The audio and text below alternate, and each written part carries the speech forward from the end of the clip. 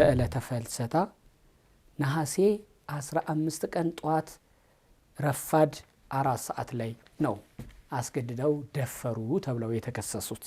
ጎጃም ሃይማኖታችሁ ቅባት ነው ተጠመቁ እየተባለ እዚህ ሃይማኖታችሁ ቅባት ነው ቅባት ተጠመቁ። ኦኬ እሺ።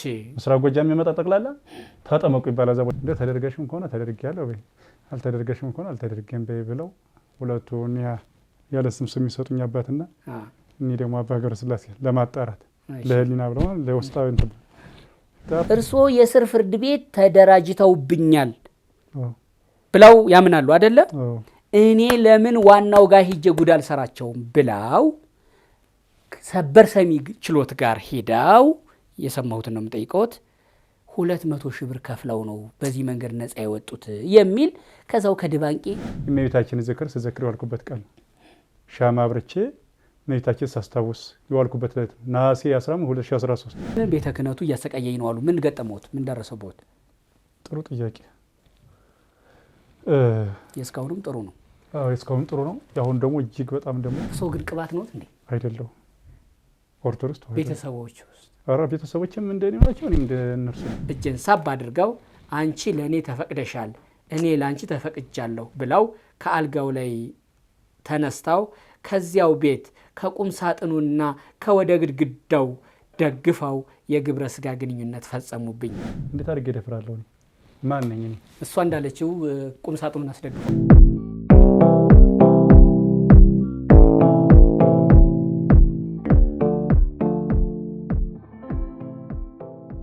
ሩቅ ምስራቅ ሳለ ጃፓኗን ወድጄ ጥልዬ አንተ የወደድካትን ልንወድ ወደ ሩቅ ምስራቅ ልንሄድ ነው። አፈሩ ይቅለል ጥልዬ።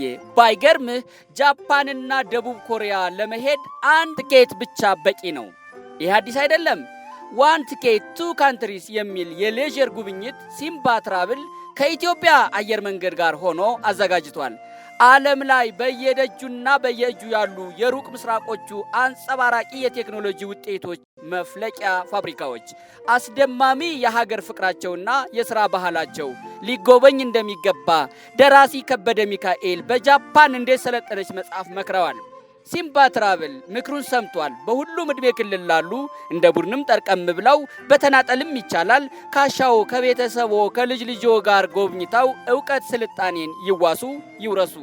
ሃሎ ሲምባ ትራቭል ለማለት ቀላል ነው። ቁጥሩ 0988383838 ወይም በምድር ስልኩ 0116622922 ኑ ጃፓንን እናንብብ፣ ደቡብ ኮሪያን እንዳስ። በአንድ ትኬት ወደ ሁለቱም መድረስ እና ፈልሰስ። ሲምባ ትራቭል ከኢትዮጵያ አየር መንገድ ጋር ሆኖ። እንዴት ናችሁ? ይሄ እግረኛው ሚዲያ ነው። ተክለ ሃይማኖት አዳነ ነኝ። ለመንገር አይደለም ለመድገም ያህል ነው። ሼር ሰብስክራይብ አድርጉ አስደርጉ ከማለት ጎን ለጎን ሌላ ነገር ጀምረናል። ዛሬ እግረኛው ሚዲያ ከተመሰረተ እነሆ ዓመት ሊሞላው ነው። በስካሁን ጉዞ 75 ቪዲዮዎችን ሰርቷል። ይሄን ሁሉ የሰራው ደግሞ በተውሶ ካሜራ፣ በተውሶም ኮምፒውተር፣ በተውሶም ስቱዲዮ ነው እና እንዲህ ከሚሆን በሰፊው የራሱን ስቱዲዮ ገንብቶ አስተማሪ፣ አዝናኝ፣ እውነትና ሞጋች የሆኑ ፕሮግራሞችን ይዞ ለመምጣት የራሱ ስቱዲዮ ቢኖረው በራሱ ጊዜና በራሱ ምቹ ቦታ መቅረጽ ይችላል። ከስካሁኑም የበለጠውን ይሰራል። አሁንም ያለውን ፈተና ያልፋል የሚል ሐሳብ ስላለን የጎፈንድሚ አካውንት ከፍተናል።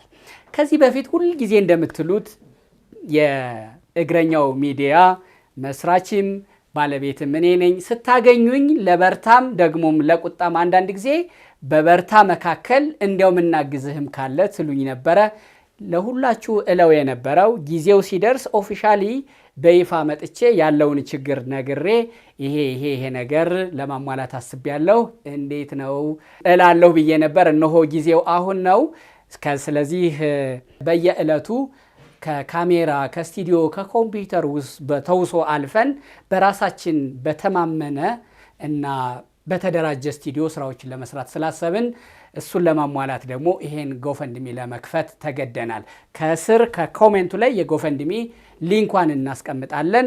ደግሞ በቀጥታ በብር ወይም ወደ ባንክ አካውንታችን ማስገባት ከፈለጋችሁ ከስር በእኔ ስም የተከፈቱ አካውንቶች አሉ። ለበለጠ መረጃም ስልኩን ተጠቀሙ። ብደውሉልኝ በቀጥታ ስልክ አነሳለሁ። አባ ናሁሰናይ ዘራ አብርሃም ይባላሉ። ከባህር ዳር ነው የመጡት። የዛሬ እንግዳዬ በጾመ ፍልሰታ በነሐሴ 16 ዕለተ ቅዳሜ የነበረ ቀኑ 4 ሰዓት ላይ ወይዘሮ ብርቄ ወርቁ የተባሉ ጸበልተኛን ደፈሩ ተብለው 6 ዓመት በወረዳ ፍርድ ቤት ተፈረደባቸው። እሳቸው ግን የዋዛ አይደሉም፣ እስከ ሰበር ሄዱ። ሰበሩ ደግሞ በነፃ አሰናበታቸው። የተፈረደብኝም ከስር በሴራ ነው፣ ግን ከላይ ደግሞ የተፈታሁት በህሊና ፍርድ ነው ብለውኛል። የሰማሁት ደግሞ ሌላ ነው። እሱን ስንገባ ነው ጠይቀን የምናጠራው። እኔና ከባህር ዳር የመጡት አባ ናሁሰናይ ዘራ አብርሃም ከእናንተ ጋር ነን። እናንተም እኛን ምሰሉ። አባ ናሁሰናይ ዘርአ አብርሃም። ዘርአ የአባቱ ስም ነው። ዘርአ አብርሃም ሲባል ግን የአንድ ስም ይመስላል። አባ ናሁሰናይ ዘርአ አብርሃም ሙሉ ስም ከናያቶ ማለት ነው። እንኳን ደህና መጡ ወደ እግረኛው። እንኳን ደህና ቆየ። ደህና አሉ? እግዚአብሔር ይመስገን። እንዴት አሉ አባቴ? ሰሞኑን ከባህር ዳር ጉዳይ ደገምገም አደረገኝ። እርሶም ከባህር ዳር ነው የመጡት። ድባንቄ መድኃኔዓለም እዛ ነው ማገለግለው ብለውኛል። ዶክመንቶችንም አይቻለሁ እዛ እንዳሉ የሚያረጋግጡ። ያን ባህር ዳርን መሰረት መቼቱን አድርጎ ተሰራ የተባለውን ታሪክ ከመላከ ብርሃን ቆሞስ አባ ክፍለ ማርያም ጋር የተያዘውን ቪዲዮ ወደ እርሶ ስለምንመጣ ብዬ ነው። አይተውታል? በስመ አብ ወወልድ ወመንፈስ ቅዱስ አሐዱ አምላክ አሜን። ቸሮ አምላኬ መድኃኒቴ ኢየሱስ ክርስቶስ ሆይ መልካሙን እውነቱን ነገር እንድናገር አንደበቴን አንተ ተቆጣጠር። መጥፎውንና ውሸቱን እንዳልናገር አንደበቴን አንተው አሁንም በድጋሚ ተቆጣጠር። እሺ፣ ስለ መላከ ብርሃን ቆሞስ አባ ክፍለ ማርያም አለማየሁ እኔ በበኩሌ ገና ሳየው እንደ ወሬው እንግዳ ሲወራ ቆይቷ ዝም ብሎና አሁን በሚዲያ እንዲህ ይፋ ሆኖ ሲወጣ እንደ አንድ ወንድም እንደ አንድ ቤተክርስቲያን አባል ጉዳዩ አሳዝኖኛል፣ ውስጤንም ሰብሮታል። እግዚአብሔር በሚያውቀው እንደውም አሁን ሰሞኑን ማውጣት መግባትም አልቻልኩም። እኔ ራሱ ከተማ ይሄ ነው እየተባልኩ እንደውም እና ሳጣራ ምንድነው ብዬ አንዱን ጠርቼ እንዳትዋሽ ምንድነው እያልኩ 2-3 ቦታ ላይ በሰው እንደዚህ ራኒ አይደለሁም እኮ ጓደኛዬ ነው እንመሳሰላለን እንደ እያልኩና እኔም ራሱ እንዳልወጣ እንዳልገባ አድርጎኛል። እጅግ በጣም እኔ በበኩሌም ማዝኛለሁ። ቤተክርስቲያንም ማዝናለች፣ ህዝበ ክርስቲያኑ ማዝኗል። ተደርጓል አልተደረገም እኔ ማውቀው ነገር የለም። እንግዲህ እሱ የሚያውቀው ማህበረ ዋቱ እዚህ ነው ኢየሱስ ክርስቶስ። ጉዳዩ ግን አሳዝኖኛል። ይሄ ነው ሰው መጠቋቋም ያደረገኝ ሲሉ በርግጥ በታማችሁበት ነገር ትመሳሰላላችሁ፣ በመልካችሁ ግን አትመሳሰሉም። ኃላፊነታችሁም ይለያያል። በምንድን ነው እርሶ መጠቋቋሚያ የሚሆኑት? ጥሩ ነው ነው አንዳንድ ሰዎች ትመሳሰላላችሁ ይሉናል። እንግዲህ እኔ ባለባበስ እንመሳሰል፣ ባካሄድ እንመሳሰል፣ እንዲሁ ይሄ በታማችሁበት ነገር ከሆነ ብዬ ነው። አይደለም በታማንበት ነው። የኔ እኮ ብዙም የወጣ ነገር የለውም እኮ ብቻ ከዚህ የኔ እኮ የቆየ ነው። ጥቅምት 1 2014 ላይ ነው ወደ የወጣ ነገር ማለት ነው። የኔ ብዙም አልታወቀም። እዛው ቤተክርስቲያኑ አጥቢያ ላይ ነገሩን የሰሩት ነገሩን ያቀነባበሩት አካላትና እነሱ ደግሞ ዞረው ያወሩት ያበሰሩት ነገር ካልሆነ በስተቀር ብዙም በከተማውም በዚህ በሰፈሩም በእንትኑ ብዙ ኪሎ ሜትር ላይ ርቋል። ተሰማሚ ነው አልታወቀም። ይሄ ይፋ የሆነ አሁን በሰሞኑ ወንድሜ ያባቴ የመላከ ብርሃን ቆሞስ አባ ክፍለ ማርያም በሚዲያ ተለቀቀና ሁሉም የሰማም ላልሰማ ያየም ላላየ ያሳየው ጀመረ። ያን መነጋገሪያ ሆነ እንጂ እኔ ብዙም እንኮ ተነጋገርበት አካል ብዙም ከኬዝ አንፃር ከሆነ እያየን ያለ ነው። የሳቸው የመላከ ብርሃን ቆሞስ ያባይ ማዶ እንዲያውም ወደ ህግም አልሄደም። ሕግ የሚባልም አያውቀውም። እንዲሁኛለሁ ከምትልና ልጇን ይዛ ከመጣች እማሆይ ሀመልማል ከምትባል ውጪ ሌላ ኤቪደንስ የለንም። የእርስዎ ግን ከመጀመሪያ ደረጃ ፍርድ ቤት እስከ ጠቅላይ ሰበር ሰሚ ችሎት የሄደ ሕግ አውቆት ያደረ አባ ናሁሰናይ ወይዘሮ ብርቃለም ነው እሳቸውን አስገድዶ በመድፈር አረጋግጠናል ብሎ የወረዳውም የከፍተኛውም 6 ዓመት ጽኑ እስራት የፈረደ እንደው ዓለም ዜና ከመስማት በላይ የተወሰኑ ሰዎች ወሬውን ጉዳዩን ከማናፈስ በላይ ሕግ አውቆት በሕግ የተዳኘ ነው። እንዲያውም የጸና ነው፣ የታወቀ ነው የእርስዎ። የእሳቸው ግን ወደ ሕግም አልሄድም፣ የተጀመረውም ነገር የለም። እሳቸውም እንዳሉት ራሴን አጠራለሁ፣ ይሄ የሰዎች ቅንብር ነው። እርስዎ ደግሞ ያቀነባበሩት ሰዎች አሉኝ። እሳቸውም እንደዚሁ ቅንብር ነው ብለውኛል። ተደጋግሞብኝ ነው ባህር ዳር ላይ እንዲህ አይነት ነገር ምንድን ነው ያመጣው ብዬ እኮ ነው። ለማንኛውም ግን ወደ ሰው የእሳቸው ጉዳይ እንዲያው አይተውታል አላዩትም ጥያቄ ለመጠየቅ ያክል ነው እንጂ እሳቸው እዚሁ መድረክ ላይ ቁጭ ብለው ራሳቸውን ተከላክለው የነበረውን ሆነ ያሉትን ነገር አስረድተዋል። ስለሳቸው ጠይቄ ስለሳቸው እንዲያወሩ ፈልጌ አይደለም ያነሳሁት። በሆነ ነገር በምንኩስና ሕይወትም በታማችሁበት በተጠየቃችሁበት ነገርም ተመሳስሎች ስላለው ለመምጣቱ ያ ቪዲዮ ነው ወይ ምክንያቱ ለማለት ያክል ነው አባ ያነሳሁት እንጂ የእርስዎ ራሱን የቻለ ጉዳይ ነው። ራሱን የቻለው ጉዳይ ደግሞ በጣም ሲሪየስ የሆነ የሕግ ጉዳይም ያለበት ነው።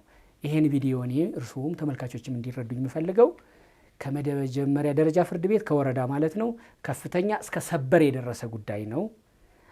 አንድ አባት የተባለ በቤተ ክርስቲያን ቅጽረ ግቢ ውስጥ በአስገድዶ መድፈር ተከሰው 6 ዓመት ተፈርዶባቸው ያን እየፈጸሙ እያለ ከ81 ቀናት እስር በኋላ እንደገና በሰበር ደግሞ አይ ወንጀሉ ወይም አስገድዶ መድፈሩ አልተፈጸመም፣ እነሆ በነጻ ተሰናብተሃል የሚል ደግሞ ደብዳቤ የዕዳ ደብዳቤ ቀደዳው ደግሞ ተደረገ።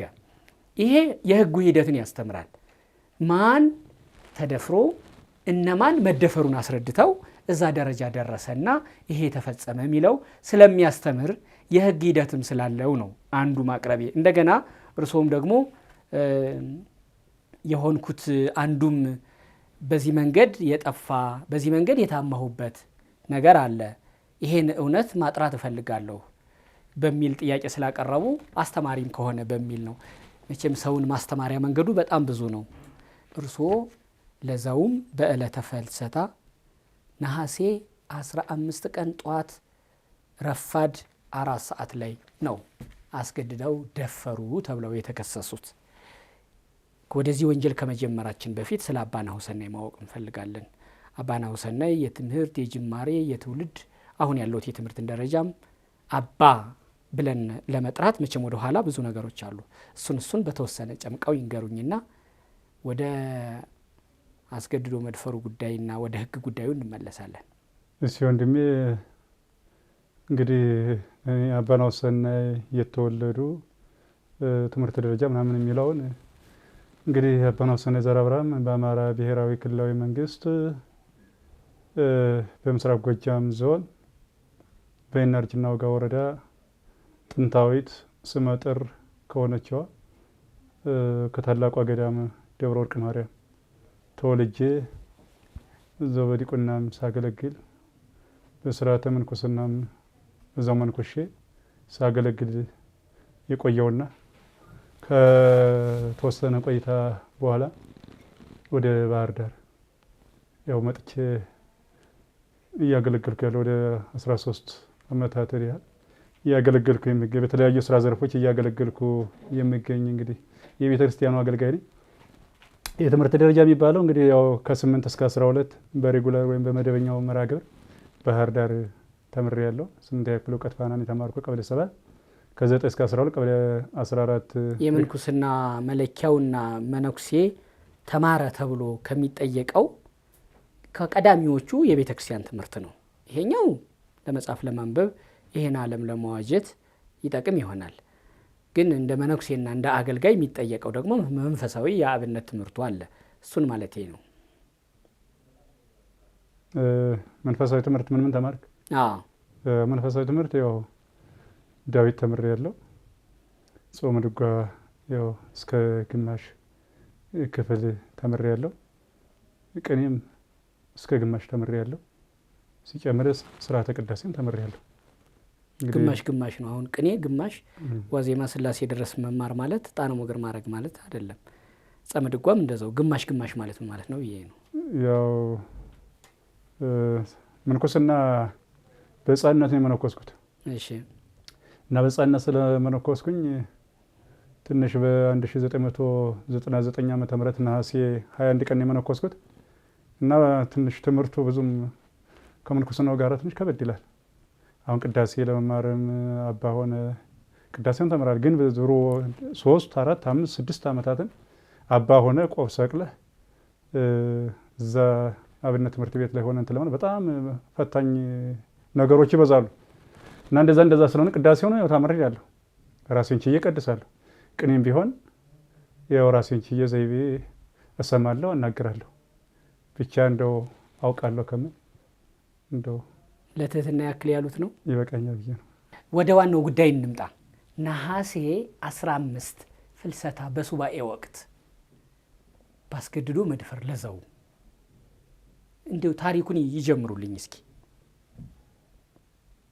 እኔ እንደው ዝም ብሎ ነሐሴ 15 በመሰረቱ አንዲት ታላቅ እናት እንባ መሪና ቅድስት የተባለችዋ እናት የተፈተነችበት ከእግዚአብሔር ጋር ዋጋ ያገኘችበት የእግዚአብሔር ወዳጅ የሆነችበት ዕለት ነው። እንግዲህ እንባ መሪና ቅድስት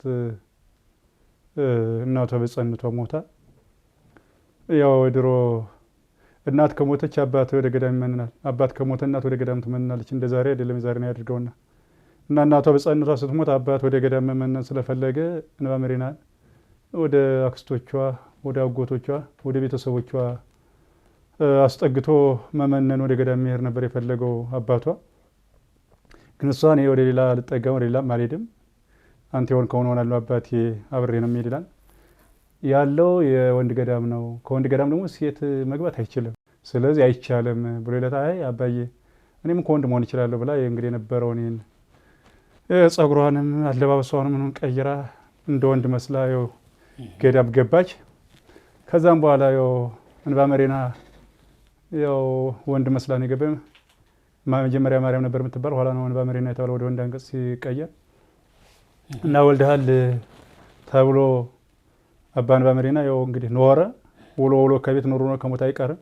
ኋላ ሲገነዝ ያው ሴት ሆኖ የተገኘ። እንግዲህ ሴት ከሴት እንደማይወልድ ደግሞ እንግዲህ ሁላችንም ያው እናምናለን። እና ነሐሴ 15 እኔ የሚሄድ ድል ገጥሞኝ ነሐሴ 15 እኔ አባቴ አለቃ ዘራ ብርሃ፣ እህቴ አጸደ ወይን ዘራ ብርሃ፣ እንዲሁም ንስሐ ልጆቼ፣ እንዲሁም የቤተክርስቲያን አገልጋዮች ከክቡር መላከ ሰላም ዘላለም አላምኒ እስከ ጽዳት ሰራተኛ በር ዘጊ ድረስ ያሉ ሙሉ ማህበረ ካህናት ነሐሴ 15 ከኔ ቤት ነበሩ፣ አካባቢው ነበሩ።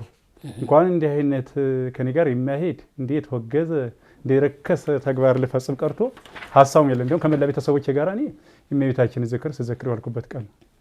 ሻማ አብርቼ እመቤታችን ሳስታውስ የዋልኩበት ዕለት ነሐሴ 15 2013። ምክንያቱም አባቴ ለጸበል ብሎ ሐምሌ 30 2013 ጀምሮ መጥቷል ዕለት ዓርብ። ከዛ ነሐሴ 1 ጀምሮ አብሮኝ ነው። ወደ ሀገሩ የተመለሰው ነሐሴ 17 ነው። እህቴ ደግሞ ነሐሴ 13 2013 ሐሙስ ቀን እንደዚህ መታለች። ያንን ለዝክሩ የሚያስፈልገውን ነገር ይዛ ከቤተሰብ ከአባቴ ቤት ማለት ነው። እና ነሐሴ 15 ከአባቴ ጋራ ከእናቴ ጋራ ከመንፈሳዊ ንስሐ ልጆቼ ጋራ ካህናት እንደውም ስም መጥራትም ይችላሉ። እዛው ያሉት አገልጋዮች የትናንትናው ዲያቆን የዛሬው ቀሲስ ኢያሱ አንለ ወይም አንተነህ በላይ ኢያሱ በላይ ወይም አንተነህ በላይ እስከ ባለቤቱ እነ ሊቃው አባት አያበራ እነ መጋቤ ሥርዓት አባ ካሳ አራጊ ሌሎች ባለቀውም እዛው በሁለት ክፍል ነው። እዛ ፎቅ ላይ ነው ያለ። እዛው ቤተክርስቲያኑ ጥግ ነው። እዛው ባለቀውም በቅርብ ርቀት ነው ያሉ። ሱባኤ ስለሆነ አብረው ነው እዛው ቤት በቁርቀት ባረው አብረው ነው የሚያገለግሉ። ሙሉ ማህበረ ካህናት ድርጊቱን እንዳልፈጸምኩት ድርጊቱን እንዳላደረኩት እኔም ድርጊቱን እንዳላደረኩት ያው እግዚአብሔር ምስክሬ ነው። ግን ቦታው ላይ ያው የተለያየ ስም ይሰጠኛል። መካነ ሰላም ዲባንቄ መድኃኔዓለም ላይ ከ2012 አሁን ከመመደቤ በፊት 2005 ላይ ተመድቤ ነበር። እሺ በቅዳሴ አገልግሎት ተመድቤ ሰበካ ጉባኤውና በወቅቱ የነበሩት አስተዳዳሪ መላካሪያም ቆሞስ አባ ተስፋ ማርያም ፋንታውን የሚባሉ እንደገና ተመድቤ እንደሰራ ለሚመለከተው አካል ትእዛዝ ሰጥተው እንደገና ወዲያውን በበነገው ያን ደብዳቤውን በደብዳቤ ሻሩት። ተዛንግልች በዛብኝ ተንገላተው ሀገረ ስብከት አቤቱታ አቀረብኩኝ እንደሰን ከዛ አንስተው ወደ ሌላ ቤተክርስቲያን ወደ ጽርሐ አርያም ደብረ ሲና ባታ ለማርያም ተመደብኩ እና ምንድነው እዛ ቦታ ላይ ከምስራቅ ጎጃም የመጡ ሰዎች ተጠመቁ የሚል ነገር አለ። እንግዲህ ሁሉ ያውቀዋል፣ ግን ያቀረበው የለም። እኔ ግን አቀርበዋለሁ። ምን ማለት ነው ተጠመቁ ማለት? አጥምቁ ነው ተጠመቁ? ኦልሬዲ እኮ መነኩሴ ነዎት፣ አጥማቂ ነዎት ብዬ ነው። ካህን አይደሉ? ካህን ነኝ። ብዙ ዘመናትን ሳገለግል ኖርኩ። እና በምን ይጠመቃሉ እርሶ? ምን ወት ነው የሚጠመቀው? የእምነት ሕጸጽ አለበት? ላቀርበው ነው እሱን። እሺ አመሰግናለሁ። ቀጥሉልኝ። አቀርባለሁ እና ምንድነው እሱ ምስራቅ ጎጃም ሃይማኖታችሁ ቅባት ነው ተጠመቁ እየተባለ እዚህ ሃይማኖታችሁ ቅባት ነው ቅባት ተጠመቁ። ኦኬ እሺ። ምስራቅ ጎጃም የሚመጣ ጠቅላላ ተጠመቁ ይባላል። እዛ ቦታ ላይ ዲባንቄ መካነ ሰላም ዲባንቄ መድኃኔዓለም ላይ ተጠመቁ ይባላል። እና አንዳንድ ሰዎች ይጠመቃሉ።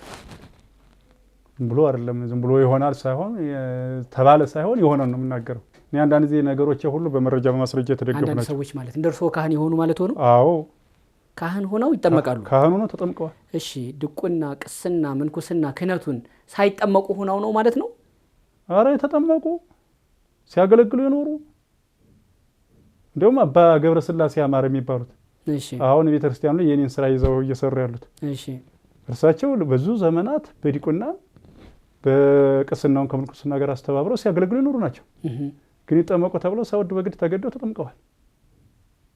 እንደ 40 ቀን ሕፃን መላ መደረግ የሚገባውን ነገር አድርገው በቃ እንደዛ እንደ 40 ቀን ሕፃን በቃ ራሳቸውን ተለይተው ልብሳቸውን አውልቀው ከሳፋ ላይ ተቀምጠው እንደዛ እንደ ሕፃኑ ማለት ነው እንዲያደርገው የ35 የ40 ዓመት አባት ቢሆኑን ያኔ አሁን ወደ 50 ምናምን ይጠጋሉ።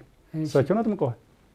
እንደዚሁ ሌሎች ደግሞ እንደዚሁ እዛው ቦታ ላይ ተመድበው የሚሰሩ በተለያየ ስራ ዘርፍ ዲያቆን ይትባረክ ለገሰ፣ ዲያቆን አይመረ ሽታ የሚባል እንዲሁም ዲያቆን አብርሃ የሚባል ቀበሌ 9 ሩፋኤል ቤተክርስቲያን አለ።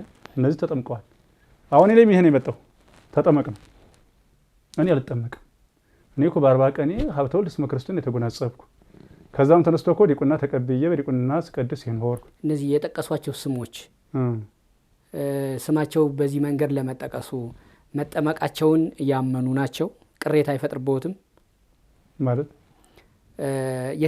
መጠመቃቸውን ያምናሉ? እነሱ ያምናሉ። ኦፊሻሊ ነው የተጠመቁት? ያምናሉ። አዎ። እሺ እርሶ ለምን እርሶ ተጠመቁ ሲባሉ ምን አሉ? እርሶ አልጠመቅም ተጠምቄያለሁ እኮ በ40 ቀኔ የተጠመቅኩ ተጠምቄ ሀብተ ወልድ እስመ ክርስቶስን የተጎናጸፍኩ ተጎናጽፌም በስመ ክርስቶስ ወልደ ኢየሱስ የተባልኩ ከዛም ተነስቶ ዲቁና ተሹሜ ከብፁዕ አቡነ ዘካርያስ በዲቁና ሳገለግል የኖርኩ አሁንም ቅስና በድጋሚ ከአቡነ ዘካርያስ ተቀብዬ በቅስና ሳገለግል የኖርኩ አሁንም በተለያዩ ገዳማት አድባራት ባህር ዳርም ስቀድስ ነው ያልቀደስኩበት ገዳማት አድባራት የለም። ስቀድስ ነው አሁን እንግዳ ደራሽ እንደዋ ፈሳሽ ተጠመቅ ልባል አይገባኝም። ደግሞ ተጠምቄያለሁ ብዬም ቢያልኩ እሺ። ከዛ በኋላ ሰውን የማጥላላት ስራ ነው። ውስጥ ነው ቅባት ነው።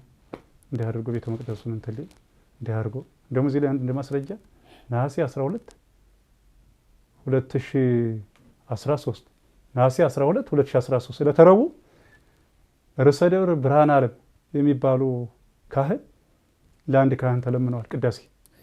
እኔም ለአንድ ዲያቆን ተለምኛለሁ። እኔ የምቀድሰው ስራ ዲያቆን ሆኜ ነው። እርሳቸው የሚቀድሱ ስራ ካህኑ ነው። ስርዓተ ግብጽ ደግሞ ሁሉ ነገር አጠናቀው ያውን የቅዳሴ ሊገባ ሲል ጸሎት አለ አይደል? በሽልም እንደገባ በሽልም ያወጣን ከቀሳፊ መላክ ይሰውረ ምናምን ይባል እሱ ሊሉ ሲል አልቀድስም ይላሉ። እኔ አባት እሺ ምንድነው ሲባል ከሱ ጋር አልቀድስም ቅባት ነው ቅባት ነው። ከዛ አለቃው አይ ጥሩ አይደለም፣ አይ ረሰደው ጥሩ አይደለም እንደብለው ቅዳሴው ተቀደሰ። ከርሶ ጋር ከኔ ጋር ተቀደሰ። እርሶ ግን ቅባት ነው እንዴ? አይደለም። ኦርቶዶክስ ተዋህዶ ቤተሰቦች ውስጥ አራ ቤተሰቦችም እንደኔ ናቸው። እኔም እንደነርሱ ነኝ። ኦርቶዶክስ ተዋህዶ ነው። ኦርቶዶክስ ተዋህዶ ናቸው። አዎ ዝም ብሎ ስም ማጥፋት በቃ ምስራቅ ጎጃም ከመጣ በቃ እንዲያርግ ቅባት ብሎ በህብረተሰቡ ዘንድ እንዲጠላ ማለት በህብረተሰቡ ዘንድ ተቀባይነት እንዳይኖር ማለት ይሄ ራሱ የቻለ ስውር አጀንዳ ነው የዛ ቦታው ላይ። ምክንያቱም እነዛ ሰዎች ደግሞ ተጠምቀዋል። ያን ዝም ብለው ያለ የሌላ ኃይላቸውን ተጠቅመው ያልወድ በግድ እንዲጠመቁ አድርጓል። ያን እንደመነሻ አድርገው የመጣው ሁሉ ማጥመቅ ይፈልጋሉ። ምስራቅ ጎጃም ሰው ከሆነ ምዕመንም ይሁን ካህንም ይሁን ለውስጥ ለውስጥ እኮ ምዕመን ሁሉ ያጠምቃሉ። እንደሱ አስፈላጊ ከሆነ ነገ ተነገ ወዲያ በመረጃ የምናቀርበው ሆነ እና ዋናው ታርጌት እኔ ነሐሴ 15 የተባለችው ሴትዮ እንደዚህ የሚባለው ሳይሆን ዋናው ሊሰመርበት የሚገባው ይሄ ሃይማኖት ጉዳይ ቅባት እየተባለ የሚሰጠን ካፔላ የሚለጠፍብን ካፔላ እና ነሐሴ 15 2013 ዕለተ ቀዳሚ ሰንበት እኔ ከረፋዱ 4 ሰዓት ደም ቅዳሴ አስቀድሼ ሱባኤው ዓርቡን ስላለቀ በ14 ኪዳን ጸሎት ሃይማኖት እየተተረጎመ ያለበት ሰዓት ነሐሴ 15 2013 እኮ የገዛ አባቴ አለ። እኔ አባቴ አለ የለም ስለሌለ አድርጋለሁ። ወደሱ እመጣለሁ። እዚህ ጋር ኬዙንም ስለያዝኩት የወረዳ ፍርድ ቤቱ የክስ ቻርጅ ወልጄ ላይ ስላለ ይሄኛውን ነገር በደንብ እንዲያጠሩልኝ ብዬ ነው። በቤተ ክርስቲያን ሕግ አለ ራሱን የቻለ መነኩሴ የሚኮንበት ክህነት የሚቀበልበት ካህን የሚቀበልበት ሕግ አለ። እንደነዛ ሰዎች እርስዎ ለስራ ሲሉ አብሮ ለመኖር ሲሉ መጀመሪያ ጥምቀት አንዲት ናት ደግሜ አልጠመቅም ብለው በአቋም ጸንተው እርስዎ ይሄ ነገር መጣበውት ቅባትና ኦርቶዶክስ የሚባል ተዋህዶ በምን መንገድ ነው ልዩነታቸው? በምን መንገድ ነው ውህደታቸው? ይሄኛውን ማወቅ ፈልጋለሁ። ቤተ ክርስቲያን አካባቢ የቤተ ክርስቲያን ፖለቲካ ብዙ ጊዜ የእምነት ስለሆነ ፖለቲካውም መጠላለፊያውም የእምነት ነው። ግን ማወቅ ፈልጋለሁ ልዩነቱን። በዛውም እርስዎ ከምስራቅ ጎጃም መጣሁ እንዳሉኝ ሰው እዛ አካባቢ ቅባት ካለ ቅባት ማለት እኔ ስለማላቅ ነው ሲባል ሰማለሁ እንጂ አላቅም። ቅባት ማለት ምን ማለት? በጥምቀት አያምኑም? በምንድን ነው ይንገሩኝ። እኔ እንግዲህ ደብረ ወርቅ እዚች ቅድም እንደገለጽኩት ጥንታዊ ስመጥር ከሆነችዋ ታላቋ ደብረ ወርቅ ላይ በዲቁና ሰርቻለሁ። በቅስና አገልግሎትም ሰርቻለሁ። እንዲሁም የሰበካ ጉባኤ የቁጥጥር አባል ሆኜ ሰርቻለሁ። እና እዚህ ያገለገልኩት አገልግሎትና ባህር ዳር ላይ ያገለገልኩት በተለያየ ሀገራቱ ላይ ያገለገልኩት አገልግሎት ምንም አይለያይም።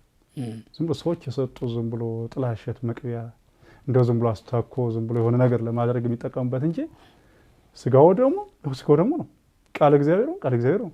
ድጎም ጾመ ድጎም ሟሲ ዝማሬ ምንም ይለይ ሁሉ ቃል እግዚአብሔር ማለት ነው። ቤተክርስቲያኒቱ ማለት ፓትርያርኩ ማለት ነው። ጳጳሱ ማለት ነው። ምንም ይለይ ነገር የለም። ብቻ ዝም ብሎ ድሮ የቆዩ ሰዎች እንዴት አድርገው እንዳቆዩ እኔ ምን እንደሆነ አይገባኝም። ቅባት ተዋህዶ ከምስራቅ ጎጃም የመጡ ቅባቶች ናቸው ይጠመቁ ተብሎ ብዙም እኮ የካምፓስ ተማሪ ሁሉ የሚጠመቅበት የፔዳ ካምፓስ ተማሪ የፖሊ ካምፓስ ተማሪ እኮ ይጠመቃል እኮ ያልወድ በግድ የተገደደ ዝም ብላችሁ እናንተ እንትን ናቸው ምንም ሃይማኖትም የላቸው ፓጋን ናቸው ተጠመቁ እየተባለ ብዙ የሚጠመቅ አለ። እርስዎ በ40 ቀኑ ተጠምቀዋል? ተጠምቄማ ወደ ዲያቆን ሆኜ መነኩሴ ሆኜም እስካሁን ድረስ አገልግሎት እየሰጠሁ የጥያቄ መጣ ከሆነ ነው እኮ ቤተሰቦቹ ሁሉ እኔን የመሰሉ ናቸው። ኦርቶዶክስ ተዋህዶ እምነት ተከታዮች ናቸው። እኔም የእነርሱን ፈለግ ይዤ የምከተል ይሄ ሞኝም ደግሞ የምታረጋግጦማ ሳገለግል ኖሬያለሁ እኮ ብዙ ዘመናት ሳገለግል ኖሬያለሁ። ባህር ዳር ላይም እኮ ሳገለግል ኖሬያለሁ ከ2005 እስካሁን ድረስ ሳገለግል ኖሬ ከ2003 እስካሁን ድረስ ሳገለግል ኖሬ እንደ አዲስ ሰው እንደ አዲስ መጤ እንደ እንግዲህ አንተ ይሄ ጥያቄ ሊቀርብልኝ እንደው ተጣመቅ እንደዚህ ልባልም አይገባም። ዝም ብሎ ያው ህዝበ ክርስቲያኑ ለማጥላላት ህዝበ ክርስቲያኑ ከኔ ጋር መንፈሳዊ ፍቅር እንዳይኖረው ህዝበ ክርስቲያኑ እኔ እንደ አባትነት እንዲያይ ይሄ የሚደረግ እንትን ነው እንጂ ይሄ ቤተክርስቲያኑ አንዲት ናት። ደብረ ወርቅም ይሁን አዲስ አበባም ይሁን ደብረ ማርቆስ ይሁን ባህር ዳርም ይሁን ሁሉም ላይ እንግዲህ እግዚአብሔር ወድና ፈቅዶ መንፈሳዊ አገልግሎት ሰጥቻለሁ። ልዩነት የለም፣ አንድ ነው። መጠላት የሰጠው ስም። እሺ፣ ወደዚህ ወደ አስገድዶ መድፈር አቃቤ ወደ ከፈተበት ክስ እሱን ከማንበብ በፊት ባህር ዳር ላይ አሉኝ በቀደም የደወሉልኝ ቀን አሁንም ስለ ባህር ዳር የምታወቀው ብለው ስሞት ባህር ዳር ላይ አባናሁ ሰናይ ብለህ ብትጠይቅ ነጭ በሬ ነኝ እታወቃለሁ አሉኝ። ነጭ በሬ ነኝ ባህር ዳር ላይ ማለት እኔ የተወለድኩት ከአባቴ አለቃ ዘራ አብርሃም ነው። ከእናቴ ከወይዘሮ አበባየሁ ሽፈራው ነው። ስወለድም ናሁሰኔ ነው ስሜ። እሺ። አባቴም ዘራ ነው። እሺ። አያቴም አብርሃም ነው። ባህር ዳርም ሲሄድ አባናሁሰኔ ዘራ አብርሃም ነው። እሺ። ስለዚህ አገሬ ላይ የነበረው አባናሁሰኔ ዘራ አብርሃም ባህር ዳር ላይ ብትጠይቅ አባናሁሰኔ ዘራ አብርሃም ነው። ነጭ በሬ ነኝ ማለት በቃ ስም ያልቀየ አንዳንዶች ከሀገራቸው ላይ የሆነ ስም ይባሉና እዛ ከተማ ሲገቡ አሻሽለው የሆነ ነገር ይቀይራሉ። አሁን ብዙ ጊዜ የሚፈቀደው እንደ ቤተክርስቲያናችን ስርዓት እንደ ሃይማኖታችን በፊት በሊቃነ ጳጳሳት ዘንድ የቀድሞ ስማቸው ይቀርና ሌላ አዲስ ስም ተሰይመው ጵጵስና ስም ያን ከተሰየሙና ከተሾሙ በኋላ በዛ ስም ይጠራሉ እንጂ በቀድሞ ስማቸው አይጠሩ። የቀድሞው ጌሌ አሁኑ ብፁዕ አቡነ ጌሌ ካልተባለ በስተቀር እና እኔ ነጭ በሬ ነኝ ስል ከነሱ ውጭ ከሊቃነ ጳጳሳትን ውጭ ሌሎች አሁን ቆሞሳቱ፣ መርጌቶችም፣ ቀሳውስቱም ዲያቆናቱም ከሀገራችን የነበረውን ስም ይቀይሩና የተሻለ ስም ደስ የሚል ስም እዛ የነበረው የሆነ በአንተ ጊዜ ከተባለ የሆነ መከራ ጊዜ ምናምን ሆኖ በአንተ ጊዜ ከተባለ እዚህ እንደውም ደስታው ምናምን አላር ቀይሩ አሸሽሉ እና ነጭ በሬ ነኝ ታዋቂ ነኝ ማለት አገሬ ቀበሌ ላይ የምጠራው ስም አባናው ሰኔ ዘር አብርሃም ነው። ባህር ዳር ላይ የምጠራው አባናው ሰኔ ዘር አብርሃም፣ አዲስ አበባ ምን የትም አገር አባናው ሰኔ ዘር አብርሃም ካል አባናው ሰኔ ዘር አብርሃም እንጂ ነጭ በሬ በለሽሉ እንደሚፈለገው እኔም ለሽሌ አይደለም። እሺ አመሰግናለሁ። ከይቅርታ ጋር ነው ጥያቄውን ያነሳሁት። ችግር የለውም። ለባህር ዳር ከተማ ወረዳ ፍርድ ቤት ክሶ ሊጀምር ነው።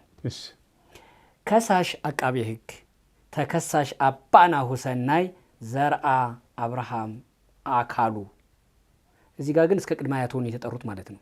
ችግር የለውም። እሺ ጾታ ወንድ፣ እድሜ 35፣ ስራ የቤተ ክህነት አገልጋይ፣ የትምህርት ደረጃ 12ኛ ክፍል፣ የቤተሰብ አቋም ያላገባ፣ አድራሻ ባህር ዳር ከተማ ቀበሌ 16 መድኃኔ ዓለም ግቢ ይላል። ወንጀሉ 1996 ዓመተ ምህረት የወጣውን የኢፌድሪ የወንጀል ህግ 620 እዝባር 2 እዝባር ላይ የተመለከተውን በመተላለፍ ነው። የወንጀሉ ዝርዝር ተከሳሽ አስነዋሪ ድርጊት በማሰብና ባገኘው የመማፀኛ ስልጣኑን በመጠቀም ነሐሴ 15 ቀን 2013 ዓመተ ምህረት ከጠዋቱ 4 ሰዓት ሲሆን በባህር ዳር ከተማ ቀበሌ 16 ልዩ ቦታው ደባንቄ ቤተክርስቲያን ደባንቄ መድኃኔ ዓለም ነው፣ ግን እዚህ ጋር ደባንቄ ቤተክርስቲያን ብሎ ነው የጻፈው።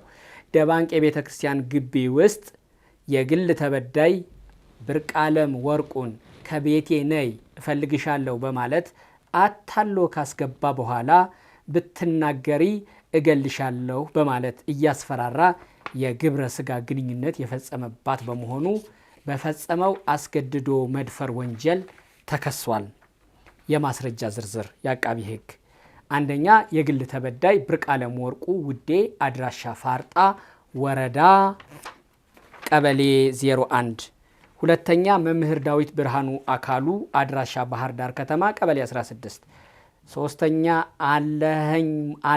አለልኝ ነው ሞላ በላይ አድራሻ ባህር ዳር ከተማ ቀበሌ 14፣ አራተኛ ቄስ ናሁ ሰናይ ካሳ በለጠ አድራሻ ባህር ዳር ከተማ ቀበሌ 16፣ ሰርኬ አብዬ ካሴ አቃቤ ሕግ ይላል። ይሄ ክሱ ነው። ዋና ጥያቄ እዚህ ጋር የእሳቸውን እንስመውና ወደ እርስዎ እንመለሳለን። ክስም ምስክርነትም ስለሆነ ዋና ጥያቄ ባህር ዳር ድባንቄ መድኃኔ ዓለም የካቲት 2 ቀን 2013 ጀምሬ ለጸበል ቆይቻለሁ። በድርጊቱ እስከ ተፈጸመበት ጊዜ ድረስ ጸበል እየተጠመኩኝ ከቤተ ክርስቲያኑ ግቢ ውስጥ ቆሜ አቅሜ የሚፈቅደውን ስራ እየሰራው ለአባቶች ልብሳቸውን አጥባለሁ፣ ምግብ ይሰጡኛል። ቤትም የመቃብር ቤት ተሰጥቶኝ እየኖርኩኝ እያለ ነሐሴ 15 ቀን 2013 ዓመተ ምህረት አረሙን አርሜ የደረደርኩትን አረም አውጥተሽ ጣይው አለኝ ዘበኛው። እኔም አረሙን እያወጣሁ ጠዋት ጀምሬ እስከ 4 ሰዓት ሳወጣ ቆየሁ እና እንደጨረስኩኝ አሁን በችሎት የቆሙት አባት ነይ ነይ ብለው ጠሩኝ። እኔም እጀ ቆሻሻ ስለነበር እጀን ታጥቤ ከቧንቧው ወደ እሳቸው ከቤታቸው ገባሁ። ስገባ እሳቸው ቆባቸውን አውልቀው ካልጋቸው ላይ ጋደም ብለዋል። እኔም ገብቼ ምን ነው አባ ስላቸው አይ አሉኝ። እኔም ድንግጥ አልኩ። ቆባቸውን አውልቀው ሳይ ስደነግጥ ከሱ እንጀራ ብይ አሉኝ። ከጠረጴዛው ላይ የተቀመጠ እንጀራ ነበር፣ በላሁ እና እሳቸው እንደተኙ ግማሽ አካላቸውን አንስተው ነይ አሉኝ። አይናቸውን አፈጠጡብኝ እና እጄን ሳብ አድርገው አንቺ ለእኔ ተፈቅደሻል፣ እኔ ለአንቺ ተፈቅጃለሁ ብለው ከአልጋው ላይ ተነስተው ከዚያው ቤት ከቁም ሳጥኑና ከወደ ግድግዳው ደግፈው የግብረ ስጋ ግንኙነት ፈጸሙብኝ። ከፈጸሙብኝ በኋላ እኔ ደነገጥኩኝ፣ ወደኩኝ። እሳቸው ልብሳቸውን እንደለበሱ ቆባቸውን ለብሰው ወጥተው ቤቱን ከውስጥ ቆልፈው ሄዱ እና በዚህ ቀን 8 ሰዓት ተመልሰው መጣው ተነሽ ቤትሽን ሂጂ አለኝ። እኔም መጥቼ ወደ ቤቴ ሄድኩኝ። ከዚያ በኋላ ታመምኩኝ በማለት በወቅቱ እኔ ሰው አላየሁም፣ ሰው ግን አይቶኝ ሊሆን ይችላል በማለት በኋላ ተከሳሽ ከሰው ጋር እንዳልገናኝ አደረጉኝ። ምስጢሩም እንዳይወጣ የራሳቸው አድርገው ቆጠሩኝ። ከሰው ጋር ተገናኝቼ መነጋገርም አልችልም። እሳቸው ከሰው ጋር እንድገናኝ አልፈቀዱልኝም በማለት በኋላ ግን ሲበዛብኝ መስከረም 26 ቀን 2014 ለቄስ ዳዊት ብርሃኑ ለተባሉት ሁሉን የደረሰብኝን ነገር ሁሉ ነገርኳቸው። አሁን ለእናንተ የነገርኳችሁን ነገር ሁሉ ነገርኳቸው። እሳቸው እያለ ይቀጥላል። ይሄ ተደፈሩ የተባሉት የወይዘሮ ብርቅ ያለም ወርቁ ምስክርነት ነው። ከዛ ክደው እርስዎ ተከራከሩ። አሁን ድጋሚ ልጠይቅዎት ነው። አስገድደው ደፍረዋል አልደፈሩም? ሩቅ ምስራቅ ሳለ ጃፓኗን ወድጄ ጥልዬ አንተ የወደድካትን ልንወድ ወደ ሩቅ ምስራቅ ልንሄድ ነው። አፈሩ ይቅለል ጥልዬ። ባይገርምህ ጃፓንና ደቡብ ኮሪያ ለመሄድ አንድ ቲኬት ብቻ በቂ ነው። ይህ አዲስ አይደለም። ዋን ቲኬት ቱ ካንትሪስ የሚል የሌዥር ጉብኝት ሲምባ ትራቭል ከኢትዮጵያ አየር መንገድ ጋር ሆኖ አዘጋጅቷል። ዓለም ላይ በየደጁና በየእጁ ያሉ የሩቅ ምስራቆቹ አንጸባራቂ የቴክኖሎጂ ውጤቶች መፍለቂያ ፋብሪካዎች፣ አስደማሚ የሀገር ፍቅራቸውና የሥራ ባህላቸው ሊጎበኝ እንደሚገባ ደራሲ ከበደ ሚካኤል በጃፓን እንዴት ሰለጠነች መጽሐፍ መክረዋል። ሲምባ ትራቭል ምክሩን ሰምቷል። በሁሉም ዕድሜ ክልል ላሉ እንደ ቡድንም ጠርቀም ብለው በተናጠልም ይቻላል። ካሻው ከቤተሰቦ ከልጅ ልጆ ጋር ጎብኝተው ዕውቀት ስልጣኔን ይዋሱ ይውረሱ። ሃሎ ሲምባ ትራቭል ለማለት ቀላል ነው። ቁጥሩ 0988383838 ወይም በምድር ስልኩ 0116622922። ኑ ጃፓንን እናንብብ፣ ደቡብ ኮሪያን እንዳስ። በአንድ ትኬት ወደ ሁለቱም መድረስ እና ፈልሰስ። ሲምባ ትራቭል ከኢትዮጵያ አየር መንገድ ጋር ሆኖ። ከዛ ክደው እርስዎ ተከራከሩ። አሁን ድጋሚ ልጠይቅዎት ነው። አስገድደው ደፍረዋል አልደፈሩም? አልደፈርኩም። ላለመድፈሬ ከቅድም እንደተናገርኩ ከአስተዳዳሪ ጀምሮ እስከ በር ዘጊው ሙሉ ማይበረክ አይነት ያውቃል። እንዴት አድርጌ ደፍራለሁ? ማን ነኝ እኔ? እሷ እንዳለችው ቁም ሳጥኑን አስደግፈው ሰው ብዙ ይላል እኮ መልእክተኛ የተላከ ሰው ወይም ራሱ ሰው እንደሆነ ነገር ሲፈልግ ብዙ ይላል። ይሄ ችግር የለውም፣ ቋንቋ እኮ ነው። ይሄን ቀርቶ ሌላም ይባላል፣ ይፈጠራል። ይሄ የተፈጠረ ታሪክ ነው ብለው ነው የሚያምኑት? ፈጠራ ነው 100%። ነሐሴ 15 ከዚህ በፊት ተፈጥሮ ቦት ያውቃል እንዲህ አይነት ታሪክ? አዎ ከነሐሴ 15 2013 ይህ ሴትዮ እንደዚህ ሆንኩ እንደተደረኩ አለች እንጂ ነሐሴ 21 ስመኝ የምትባል ወጣት ልጅ ታዳጊ በዚሁ ወር ማለት ነው። በዚሁ ወር እሺ። የተከሰስኩኝ ጥቅምት 1 እኮ ገባኝ። ግን ነሐሴ 15 ብርቅ ዓለምን ደፈሩ ተብለው ደግሞ ነሐሴ 21 እሺ፣ ነሐሴ 21 ወጣት ገና ታዳጊ ስመኝ የምትባል ልጅ አለች። እሷን እንደዚሁ ደፍሯታል እያሉ ያስወሩ ጀመሩ። የተወሰኑ አሉ ካይናት። እሺ፣ ስማቸውን መጥራት ይቻላል፣ ችግር የለብኝም። ግድ የለም ማስረጃ አስፈላጊ ከሆነ እጠራለሁ። እውነትና እውነት ስለሆነ የሚጨበጥ የሚዳስ ሙሉ ማህበር ካይናት የሚያውቀው ስለሆነ የመካነ ሰላም ዲባንቄ መድኃኒዓለም አገልጋዮች። እሷስ ልጅቷስ ደፈረኝ ብላለች? ኧረ እንደው ዝም ብሎ ተባለ። ተዛ አባ ገብረስላሴ የሚባሉ አባት አሉ። እንደው ልጄ እንዲህ እየተባለ ነው መጽሐፍ ቅዱስ አቅርበው እንደው ተደርገሽም ከሆነ ተደርጊያለሁ በይ፣ አልተደርገሽም ከሆነ አልተደርገም በይ ብለው ሁለቱ እኒያ ያለ ስም የሚሰጡኝ አባትና እኒ ደግሞ አባ ገብረስላሴ ለማጣራት ለህሊና ብለው ለውስጣዊ እንትን ጠራ። ይኸው እሱ ያለችን ብላ ኧረ እኔ የማውቀው ነገር የለም እንደው ዝም ብሎ ነው። ኧረ ተው እናንተ ተው ብላ ጥላ። ከዛ ይቺ ነሐሴ 15 ይቺ ሴትዮ እንደዚህ ተደረኩላ ጥቅምት 1 ላይ ተከሰስኩኝ። ጥቅምት 1 እኮ የተከሰስኩት 2014 ከሁለት ወር በኋላ ከ51 ቀን ምናምን ቆይታ በኋላ ማለት ነው። ክስ የተከሰስኩኝ ድንገት ነው እኮ ነው። ፈተና ደርሶብኝ አንድ አውት ሞጁል ሰብስቤ አናነባለሁ ጽፋለሁ። 11 ሰዓት ላይ መጡ ትፈልጋለህ ተብዬ ነው ጣቢያ ሄድኩት። ምንድነው ስል ጥቅምት 1 2014 ነው ሄድኩት። ነሐሴ 15 2013 አስገድደው ደፍረሃል የተባልኩት። እንግዲህ ሙሉ መስከረም ያው ነሐሴ ኩሌታው ጳጉሜ ሁሉ ያ ሁሉ ኑሮ ማለት ነው። እኔም ማውቀው ነገር የለም። ህግ የበላይ ስለሆነ ትፈልጋለህ ስለተባልክ የህግ አክብሬ መጥቻለሁ እንጂ አልደፈርኩም አላደረኩም ብለ የዛ ጊዜ ጀመረ እና በዚህ ሴትዮ ብቻ አይደለም በጠበልተኛዋ በወይዘሮ ማንም በሷ ብቻ ሳይሆን ድሮም በዚህ በወጣቶች ሁሉ እንደዚህ እንዲናደርግላቸዋለን እንዲበሉት እንዲያርጉት ስባል ቆይቻለሁ እና ቦታው ላይ ስም ማጥፋት ብዙም ለኔም አዲስ አይደለም። አንዳንድ ሰዎችም እንደዚህ ስማቸው ጠፍቷል። ዝሮ የሚኖሩት ይኖራል፣ ሀገር ለቀው ሄዱትም ሀገር ለቀዋል። ቦታው ላይ እንደዚህ ስም መስጠት አዲስም አይደለም። እቺ ወይዘሮ ብርቅዓለምን ጸበልተኛ ናቸው። አጥምቀዋቸው ያውቃሉ? አንድ ቀን አጥምቄ ያለው ድንገት የሆነ የሚጥል በሽታ አለ እና ወድቃለች። ለዛ ጸበልተኛ ምንም አለ እና ልጆች አሏት። ትልልቅ ልጆች ቤት የሰሩ ልጆች አሏት እና ልጆች መጥተው የተርገበገቡ መጥተው አጥማቂ ፍለጋ ካይናት ፍለጋ ሲመጡ አጋጣሚ ነው የተገኘው እና ሄጄ እኔ ከማጥመቂያው ከምን ሳይሆን ዝም ብሎ እዛው ጠበልተኛው መሆኑ ከሰፈረበት እዛው ሜዳው ላይ ነው ያንን ጸሎት ጸልዬ ያንን ጠበል ብዬ ትንሽ ተነሳች፣ ያገገመች። አንድ ቀን ብቻ ልጆች አስቸግረው መጥተው እዛ ቤት ላይ እባኮት ቄሳተን እባኮት እናታችን እንደሆነ ብለው በጣም ተደናግጠው መሰረቱ የምትባል መሰረት ጌታውን ደግሞ አንዷ ገነት ምናምን የሚባሉ ልጆች እሪ ብለው እንዲያሲሉ የእናትን ፍቅር ስለማውቀው ሂጄ ለአንዲት ቀን ስሬ አይደለም የስረድሽ አይደለም ግን አንድ ቀን እንደሆነችብኝ ብለው ሲሉ ሂጄ ባለ በስልጣነ ክህነት አንድ ቀን አጥምቄ ጸሎት ጸልዬ ያው ትንሽ የተወሰነ ተነስታ ትንሽ አገግማለች። ስራ አይደለም የሚሉት ካህን አይደሉ? ሌላ ምን ስራ አለውት? ካህን የስራ ድርሻ እኔ ንብረት ክፍል ነው። አጥማቂ ራሱ ይቻላል።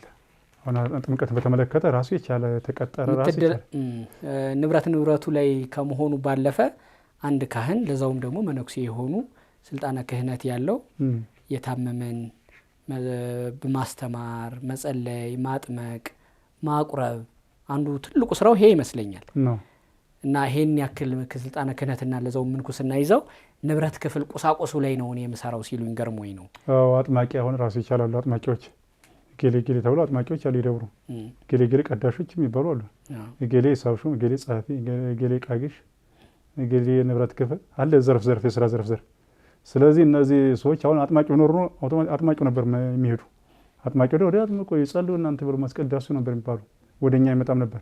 አጥማቂው ስለሌለ ነው እንግዲህ እኛን ፍለጋ የመጡ ልጆች። ከዛ እኛን ፍለጋ ሲመጡ አጋጣሚ ሌሎችም የሉ አጥማቂውም የሉ። እኔ ተገኘው ሄጄ ለአንዲት ቀን ጠበልተኛውም ባለበት ልጆችም ባሉበት አጥምቄ ያው የተወሰነ ከነበረችበትም አገግማለች። የፈውስ ጸጋም አለውት ማለት ነው? እኔ የፈውስ ጸጋ ሳይሆን ዝም ብሎ እግዚአብሔር እንደ በቸርነቱ ዝሮ ምክንያት አድርጎ የልጆችንም ልቅሶም ተመልክቶ የኔንም እንግዲህ የማጥመቅ ጸጋ የሚሆን እንግዲህ ዝሮ እግዚአብሔር ተቀብሎ ሴትዮዋ ያው ከነበረችበት ትንሽ አገግማ ጤናውን አግኝታለች። ይሄ ቅድም በአቃቤ ሕግ የቀረበበትን ምስክር ስም ማጥፋት ነው አሉኝ። ስም ማጥፋት ነው ብሎ ግን ፍርድ ቤቱ አላለፈውም። 6 ዓመት ጽኑ እስራት አከናንበውታል። ይህን የፍርድ ቤቱን ውሳኔ እንዴት ሊያዩት ነው? እዚህ ላይ ጥሩ ነው። እዚህ የፍርድ ቤቱ ውሳኔ ላይ መቼም ጉድና ጅራት በስተኋላ ነው የሚባል ነገር አለ። እዚህ አንድ ገዳም ላይ ጸሐፊና ሂሳብ ሹሙኝ ስሰራ አንድ አባት ጋር አልግባባም ነበረ። እሺ ያው ማልግባባው ምንድነው ትንሽ ሰውየው መሰረታዊ ፍላጎት ስጋዊ ፍላጎት ትንሽ ይበረታባቸዋል። ጥቅም ምናምን ቤት ተሰሪ ልጅ እንደዚህ እናድርግ የሚል ነገር አለ። እዛ ላይ አልታዘዘም እና እንጣላለን። ተጣልተን አንድ ጊዜ ጸሐፊና ሂሳብ ሹምነትን አስረክብ ተባልኩ። ዝም ድንገት ያለምንም ምክንያት ሳልጠየቅ እንደ ጉባኤ ሳይደረግ በማይመለከተው አካል ንብረት እንዲያስረክብ ታዘዝኩ። ያን ንብረት አስረክብኩ። እንደገና ወዲያውኑ ደግሞ ያን ያስረክብኩን ንብረት ደግሞ ተረክብ ተባልኩ። በዛው በጸሐፊው ፊርማ መጀመሪያ ጸሐፊውን እንዲያስረክብ ያዘዙ፣ ኋላም ደግሞ በጸሐፊው ፊርማ ደግሞ እንደገና እንዲረከብ ደግሞ ታዘዝኩ። የዚህ ጊዜ እኔ አስተዳዳሪው አላስረክብም፣ ትናንትና ተረክብ ተብዬ ተረክብ ያለው ዛሬ አላስረክብም፣ ላስረክብም አግባብነት የለውም ብለው እምቢ አሉ። እሺ ከዛ ለሶስተኛ ጊዜ በክቡር ስራ አስኪያጁ ደብዳቤ ተጻፈላቸው። አሁንም እምቢ አሉ። ስራ አስኪያጅና ጸሐፊ ያዘኝም በጸሐፊና በስራ አስኪያጅ ልታዘዝ አይገባኝም፣ ገዳም ተጠሪነቱ ለሀገረ ስብከት ሊቀ ጳጳስ እንጂ በጸሐፊና በስራ አስኪያጅ የሚመራ አይደለም ብለው እምቢ አሉ። ከዛ ብፁዕነታቸው ብፁዕ አባታችን አቡነ አብርሃም የመንበረ ፓትርያርክ ጠቅላይ ቤተ ክህነት ዋና ስራ አስኪያጅ የባህር ዳር እና የሰሜን ጎጃም አህጉረ ስብከት ሊቀ ጳጳስ የቅዱስ ሲኖዶስ አባል ጠሯቸው። ለምንድን ነው የማይታዘዙ? ስራ አስኪያጅ ሲያዙት የማይታዘዙ፣ ጸሐፊም ሲያዙት የማይታዘዙ ለምንድን ነው አሉኝ። ያው ሰውየው እሺ ሊሉ ሊታዘዙ አልቻሉም እና ሰውየው ከክህነታቸውን ከስራቸው ከደሞዛቸውን ታግደዋል። እኔ አባ ገብረ ማርያም አንበሉ በለጠ የሚባሉ እና የዚህ የዳኛዋ ንስሐ አባት ናቸው። አባ ገብረ ማርያም አንበሉ የዚህ የዳኛዋ የንስሐ አባት በመሆናቸው የሀገር ሰው በመሆናቸው ዘውዴ አንገላ ነዛ የሚባል ሀገር እዛ የሀገር ሰው ናቸው፣ የንስሐ አባት ናቸው። ያም ተደማምሮ እኔ ሰውዬ ያው ተጽዕኖ ፈጥሯል። ቅጭው እዛ ተክለ ሃይማኖት አብረን ኖረናል። እዚህ ጋር ያዝ ያርጉልኝ። እሺ አሁን ሲጠቅሱልኝ የኒህ አባት የዳኛዋ ንስሐ አባት መሆን በራሱ ችግር አይደለም። ዳኛ ደጊቱ አስፋው የደጊቱ አስፋው ማለት ሆኑ። ፍርድ ቤት ዳኞች የግል ህይወት ሊኖራቸው ይችላል፣ እምነት ሊኖራቸው ይችላል፣ ልጆች ሊኖራቸው፣ ትዳር ሊኖራቸው ይችላል፣ ንስሐ አባትም ሊኖራቸው ይችላል። መብት ነው። ወደ ፍርድ ቤት ወደ ሙያ ሲመጣ ደግሞ ህግ የሚባል ነገር አለ፣ ለሙያ መገዛት የሚባል ነገር አለ፣ የህሊና ዳኝነት የሚባል ነገር አለ። ቀድሞ ነገር እኒህ ዳኛ በምድር ፍትህ ርትዕን አሰፍናለሁ ብለው በሙያቸው የተሰየሙ ዳኛ ናቸው። በምድር ፍትህ ርትዕን ደግሞ እንደው በመሳሳት ባለማወቅ ያጠፋውት ካለ እንኳን ብለው ደግሞ በንስሐ አባታቸው ንስሐ የሚገቡ ናቸው። እኔ ንስሐ አባት መኖራቸውን የሰማይም የምድርንም ህግ መጠበቅን ነው የሚያሳየው እንጂ እርስዎ እንዳሉት ጓደኛ ናቸው ስለዚህ ያስፈረዱ ሊሉኝ አይችሉም። ወይ ደግሞ የሚዳሰስ ማስረጃ ያምጡልኝ። እንዲማ ባይሆን ኖሮ የክልሉ አቃቢ ህግ በመሰረት ከሳሽ ነው። ወደ እሱ እንመጣለን። እሱ የክልሉ አቃቢ ህግ የመጨረሻ ጻፈው ያሉት የሰበሩ እሱ ወደ እሱ እንመጣለን። እዚህኛው እንዲህማ ባይሆን ኑሮ ብሎ ወሬ የለም። ዶክመንት ነው ያለው። ዳኛዋ ድሮ የተጣላኝ አለቃ ንስሐ ልጅ ስለሆነች ነው ስላሉት ብቻ ያስረዱልኝ። ካልሆነ ቅድም እርሶ ስም እያጠፉብኝ ነው እንዳሉት ሁሉ አሁንም እርሶ ለዛውም የዳኛን ስም ማጥፋት ልክ አይደለም፣ አንተላለፍም እዚህ ጋር ብዬ ነው። ለዛውም ደግሞ ቆሞስ መነኩሴ የሆነ ሰው ማሳያ ያስፈልጋል። በዚህ ቀን እንዲህ ቦታ ብለው ነው ያስፈረዱብኝ። ወይ ዳኛዋ እዛው ፊት ለፊት እንዴ ስላንተ እኮ የሆነ አለቃ እንዲህ ነግሮኛል ካልወት ይንገሩኝ። እሱም ደግሞ በማስረጃ ከተረጋገጠ ነው እንጂ እንደዚሁ ባይሆን ኑሮ ብለው የፍርድ ቤቱን ስልጣንና የፍርድ ቤቱን ተአማኒነት በእርሶ በግምት ሊያልፉ ስራውን፣ ክብሩን፣ ኃላፊነቱን ሊያሳጡት አይገባም ብዬ ነው። ስለዚህ ያስረዱኝ። አንደኛ የተከሰስኩበት የህግ አንቀጽ ራሱ ስህተት አለው። 622 ለማለት የተባለችው የተጠቀሰችው ሴትዮ ከሳሹን ያቀረበችው ሴትዮ ዳኛ እኮ አይደለም ከሳሹ፣ አቃቤ ህግ እኮ ነው ከሳሹ። አቃቤ ህግም ቢሆን 620 ኖ ቢሆን አይደለም። የዳኛውን አልጨረስንም። አብን ከሳሽ አቃቤ ህግ ነው። ተከሳሽ እርስዎ ነዎት። ዳኛ መሀል ላይ ነው። የዳኛዋን ይጨርሱልኝ መጀመሪያ። በደንብ ተከላክያለሁ። አባቴ፣ እህቴ፣ አባቴ ወላጅ አባቴ ባለበት፣ እህቴ ባለችበት፣ ታላቁ አባት ሊቃው አባት አያበራ ባሉበት በደንብ አድርጌ ተከላክዬ ከአቃቤ ህግ ምስክር ይልቅ እኔ በደንብ ተከላክዬ እያለ የአቃቤ ህግ ምስክርና የተከሳሽ መከላከያ ምስክር እኩል አልተመዘነም። በዚህ እኔ ደባ ተፈጽሞብኛል፣ የህግ ጥሰት ተፈጽሞብኛል። በዚህ ነው እኔ ሰውዬም ንስሐ አባት በመሆናቸው የቆየ አለመግባባት ስላለን በሃይማኖት ጉዳይ በቤተክርስቲያን ጉዳይ እንግዲህ በቤተክርስቲያን ጉዳይ ማለት ሃይማኖት ማለት ነው። በዚህ አለመግባባት ስላለ ሰውየው ሆን ብሎ ሌት ተቀን ሴትዮዋ ላይ ተጽዕኖ ፈጥሮ እንዲፈረድብኝ አድርጓል። ዳኛዋ የፍርድ ቤት ስራቸውን መዝገቦትን ወደ ንስሐ አባታቸው ይዛው ስለመሄዳቸው ማስረጃ ያምጡልኝ እኮ ነው ያልኩት። ይሄን ያሳምኑኝ ነው ያልኩት እኮ። ሰውየው ያደርጋል ነው አባ ገብረ ማርያም አንበሉ በለጠ ያደርጋል እኮ። ያደረገውን ያሳዩኝ ነው። ተጽዕኖ ፈጥሮ የማድረግ ያደርጋል። ሀሜት ነው የሚሆነው። ያደረገውን ያሳዩኝ እኮ ነው ጥያቄ። ያደርጋል ግምቶን ነው አይደለ? ከኔ እና እሳቸው ካለን ጸብ የተነሳ ያደርጋሉ ብለው ጠረጠሩ። ጥርጣሬ አሁን እዚህ ጋር ኢትዮጵያውያን ራሷ ዳኛዋ እያዩት ነው። ራሱ የክልሉ ፍትህ ሚኒስቴር ያየዋል፣ ራሱ የፌዴራል ጠቅላይ ፍርድ ቤት ያየዋል ይሄን ፕሮግራም። ስለዚህ ስም እየጠራን ለዛውም የዳኛን ስናወራ ማስረጃ ያስፈልገናል። ዳኞች በማስረጃ እንደሚፈርዱት ሁሉ ዳኞች እኮ በክቡር ጠቅላይ ሚኒስትሩ እኮ ፍርድ ቤቶች የሌቦች መናኸሪያ ሆኗል፣ ዳኞች ሌቦች ናቸው ብለዋል። ማስረጃው ስላላቸው የእያንዳንዱን አዋዋል የሚያውቁበት የራሳቸው መንገድ ስላላቸው አምነናል። ግን እኛ ጠቅላይ ሚኒስትሩ ስላልሆንን ያየነውን የተነገረንን ነው ማለት ያለብን። ማስረጃ ይዘን ነው ማውራት ያለብን። የእሳቸውን ያክል የታጠርንም አይደለንም። የተከበበ ህይወትም አይደለም የምንኖረው። ነፃ ነው። መጠየቅ አለ። ከዚህ መጠየቅ ለማምለጥ ማስረጃ ያምጡልኝ ነው አባ። ማስረጃ እኮ በቃ አሁን እኮ የተፈረደው ፍርድ ለመደረጉ ምን መነሻ አለ? አሁን የተያዘ ጭብጥ ሀሳብ እኮ አቃቤ ህግ አስረዳ። ለምሳሌ ላስረዳውት የአቃቤ ህግ ምስክር 3 ምስክር አስረዳ። አንደኛ ተደፈርኩ ያሉት ሴትዮ መሰከሩ። ሁለተኛ፣ ሶስተኛ ምስክር መሰከሩ። የእርስዎ መከላከያ ምስክር ደግሞ አባቶ እህቶ ናቸው አይደለ? ማንኛውም በሰው ሰውኛ ስናስብ አባትና እህት ሲጀመር እኮ ቀድሞ ነገር ፍርድ ቤቱ ዝምድና አላችሁ፣ ጸብ ዝምድና አላችሁ ተብሎ ይጠየቃል አይደለ? ምንድነው እርሶ አባት፣ ምንድነሽ አንቺ እህት ተብሎ የሚናገረው ነገር እኮ በፍርድ ቤት ራሱ ተአማኒነት የለውም። ምክንያቱም ወላጅ አባት ልጁ ላይ ሊመሰክር አይችልም። እህትም እንደዛው። የእርሶ መከላከያና የአቃቤ ህግ ምስክር በእንትን ስናያቸው ተበዳይና የእርሶ ደግሞ ቤተሰብ ናቸው።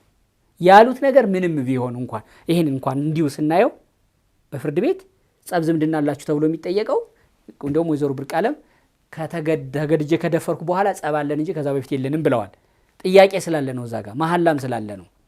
ከጸቡ ተነስቶ ከቂም ተነስቶ ከተናገረ የሚመሰክረው ውሃ ስለማያነሳ ፍትህ ርዕት ነው፣ ከህሊናው አይደለም የሚመሰክረው ስለሚባል፣ ዝምድናውን አይቶ ካለ ደግሞ ከፍቅሩ የተነሳ ነው ስለሚባል ጸብ ዝምድና አለ ሆይ ተብሎ ይጠየቃል። የእርስዎ መከላከያ ምስክር አባት፣ እህት፣ ወንድም እንዴት ይሆናል? እርስዎ ራስዎ ላይ ማለት እኮ ነው። አባትዎ ማለት ራስዎ ነው ስላሉ ነው አይደለ? ስላሉ መኖራቸውን እኮ ሌላ አካልም እኮ መስከረ በጣም ጥሩ ያስረዱኝ። ለማንኛውም እሺ የሌሉትን አሉ ብዬ ሳይሆን አባት ስለሆነ አባቴ ካለበት ቦታ አምጥቻ ለማስመሰከር ይሄን እኮ ከደብሩ አስተዳደር ጀምሮ ማንኛውም ሙሉ ማህበር ካህናት እኮ አባቴ እንደኖረ ያውቃል፣ እህቴ መኖሯን ያውቃል። ይሄን እኮ ሶስተኛ የአቃቤ ሕግ ምስክር ሊቀው አባታየም እኮ አባቱም እህቱም ሰንብተው ነሐሴ 17 ወደ ሀገራቸው ሄደዋል ብለው እኮ መስክረዋል። እኔ ከረፋዱ 4 ሰዓት ነሐሴ 15 እኔ ቅዳሴ እያስቀደስኩ መሆኔን ሙሉ ማህበር ካህናት ያውቃል። ቅዳሜ ነው ቀኑ። ቅዳሜ ቀን መቼ ከረፋዱ 4 ሰዓት ህዝበ ክርስቲያኑ ከቤተክርስቲያን መቼ ወጣ?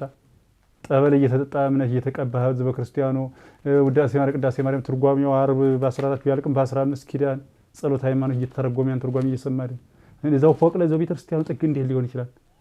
ተደረገ እንኳን ቢባል እንደ ሰውኛ ተደረገ እንኳን ቢባል እንዴት ሊደረግ ይችላል?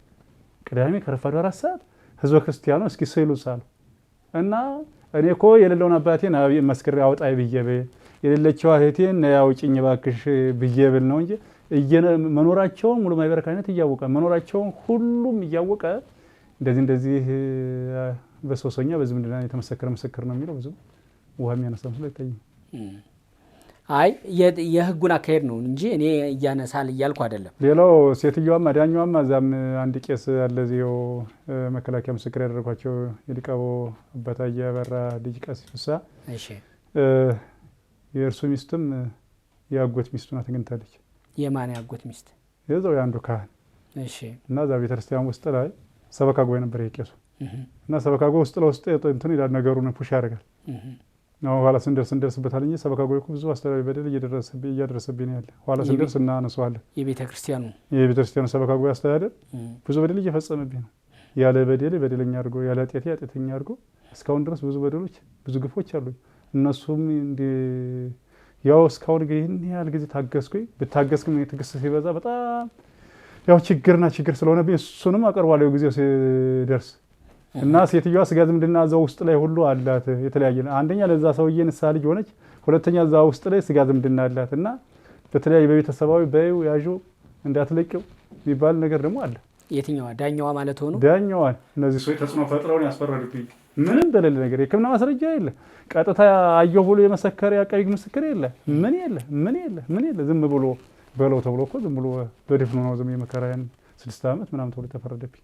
ያማ ባይሆን ኖሮ እኮ አይሻርም ነበር። አቃቤ ሕግ እኮ ሳይቀር እኮ ሻረው እኮ ኋላ እንደርስበታል ስለተባለኝ ኋላ ስንደርስ እንነጋገረው እንጂ እና ከዚህ ተነስቼ አንደኛ ስጋ ዝምድና እዛ ውስጥ ላይ ያላት፣ ሁለተኛ ሰውዬ ከኔ ጋር ጥሩ ሰላም የሌለው ጥሩ መግባባት ከኔ ጋር የሌለው በቤተ ክርስቲያኗ ብዙ ስንጋጭ ስንካሰስ የነበረው ሰውዬ ንስሐ ልጅ በመሆኑ እንግዲህ እግዚአብሔር አምላክ እንግዲህ ይቅር ይበለኝ እንጂ እሱ ተጽዕኖ ፈጥሮ እንዳስፈረደብኝ የራሴ መላምት ነው። ራሴ ጥራ እኮ መላምት ነው ጥሩ ነገር አሉ። መላምት ነው ጆሮ እየሰማሁማ ፍረጅበት አላለም። እኔ እዛማ ተፈርዶ በእስር ቤት ነው ያለው ጣቢያ ነው ያለው። በጣም ጥሩ ይቅር ይበለኝም ብለዋል። ምክንያቱም እየተሳሳቱ እንደሆነ ስላወቁ እና ደግሞ መላምት ነው አሉ እርግጠኛ ስላልሆኑ ማለት ነው። ለማንኛውም ብይኑን እናንብበው የያዘውን ጭብጥ ማለት ነው። በአቃቤ ሕግ በኩል የቀረበ የቅጣት ማክበጃ ባለመኖሩ ቅጣት አልከበደም። በተከሳሽ በኩል የቀረበ የቅጣት ማቅለያ እናትና አባታቸውን የሚረዱ መሆናቸውን፣ 3 እህቶቻቸውን በሚያገኙት ገቢ የሚያስተዳድሩ መሆናቸውን እንዲሁም በምንኩስና ሕይወታቸው በተጨማሪ ከመደበኛ ትምህርት ቤት የ12ኛ ክፍል መልቀቂያ ፈተና ተፈትነው የሚገኙ መሆናቸውን፣ ካሁን በፊት ወንጀል ፈጽመው የማያውቁ በመሆናቸው 82(1) ሀ እንዲሁም ቤተሰብ የሚረዳም የሚያስተዳድም በመሆናቸው 86 መሰረት እንዲሁም ተከሳሽ ከአሁን በፊት ሃይማኖታዊ ስርዓት ውስጥ ሲያገለግሉ የነበሩ በመሆኑና ህዝባዊ አገልግሎት ሲያደርጉ የቆዩ መሆናቸውን ግምት ውስጥ በማስገባት 86 መሰረት ቅጣት በማቅለልና ተከሳሽ ራሳቸውን ለማሻሻል በማሰባቸው ትምህርት እየተማሩ የ12ኛ ክፍል መልቀቂያ ፈተና ተፈትነው በመጠባበቅ ላይ የሚገኙ በመሆናቸው ቅጣቱን በማቅለል ከእርከን 27 ላይ 4 ማቅለያ በመያዝ እርከን 23 ዝቅ ይላል። እርከን 23 ደግሞ ከ6 ዓመት እስከ 7 ዓመት ከ2 ወር የእስራት ቅጣት እንደሚያስቀጣ ተደንግጓል። ፍርድ ቤቱም ተከሳሽን ያርማል፣ ሌሎችን ያስተምራል ያለውን እጃቸው ከተያዘበት ከጥቅምት 1 ቀን 2014 ጀምሮ በሚታሰብ 6 ዓመት ጽኑ እስራት እንዲቀጡ በማለት ሰጥተናል። ይግባኝ መብት ነው። መዝገብ ቤቱ በተከሳሽ ላይ እጃቸው ከተያዘበት ማረሚያ ቤቱ በተከሳሽ ላይ እጃቸው ከተያዘበት ከጥቅምት 1 ቀን 2014 ጀምሮ በሚታሰብ የ6 ዓመት ጽኑ እስራት ቅጣቱን ተከታትሎ እንዲያስፈጽም ታዟል። መዝገቡን ዘግተን ለመዝገብ ቤት መልሰናል። 6 ዓመት ተፈረደቦት። ረጅም ነው። የህግ ነገር ብዙ ጊዜ ተጨምቆ ሲቀርብ እንጂ እንዲህ ሁሉም እንዲተባለ የሚለው አሰልቺ ነው በባህሪው። ግን 6 ዓመት ተፈረደቦት። ይግባኝም ጠየቁ፣ አጸናበውት። ሰበር ግን በነፃ ለቀቀውት። ሰበር ላይ ነን አሁን። እንዴት? የክልሉ አቃቤ ሕግ መጀመሪያ አስተያየት ሀሳብ ተብሎ ታዘዘ። እሺ እያንዳንዱ ነገር እንደወሱ ቢነበብ መልካም ነው። በጣም አስተማሪ ነው። የክልሉ አቃቤ ሕግ የሰጠው መልስ የህሊና ፍርድም ያለበት ነው። በእውነት እግዚአብሔር በሚያውቀው የማን ፍርድ ያለበት?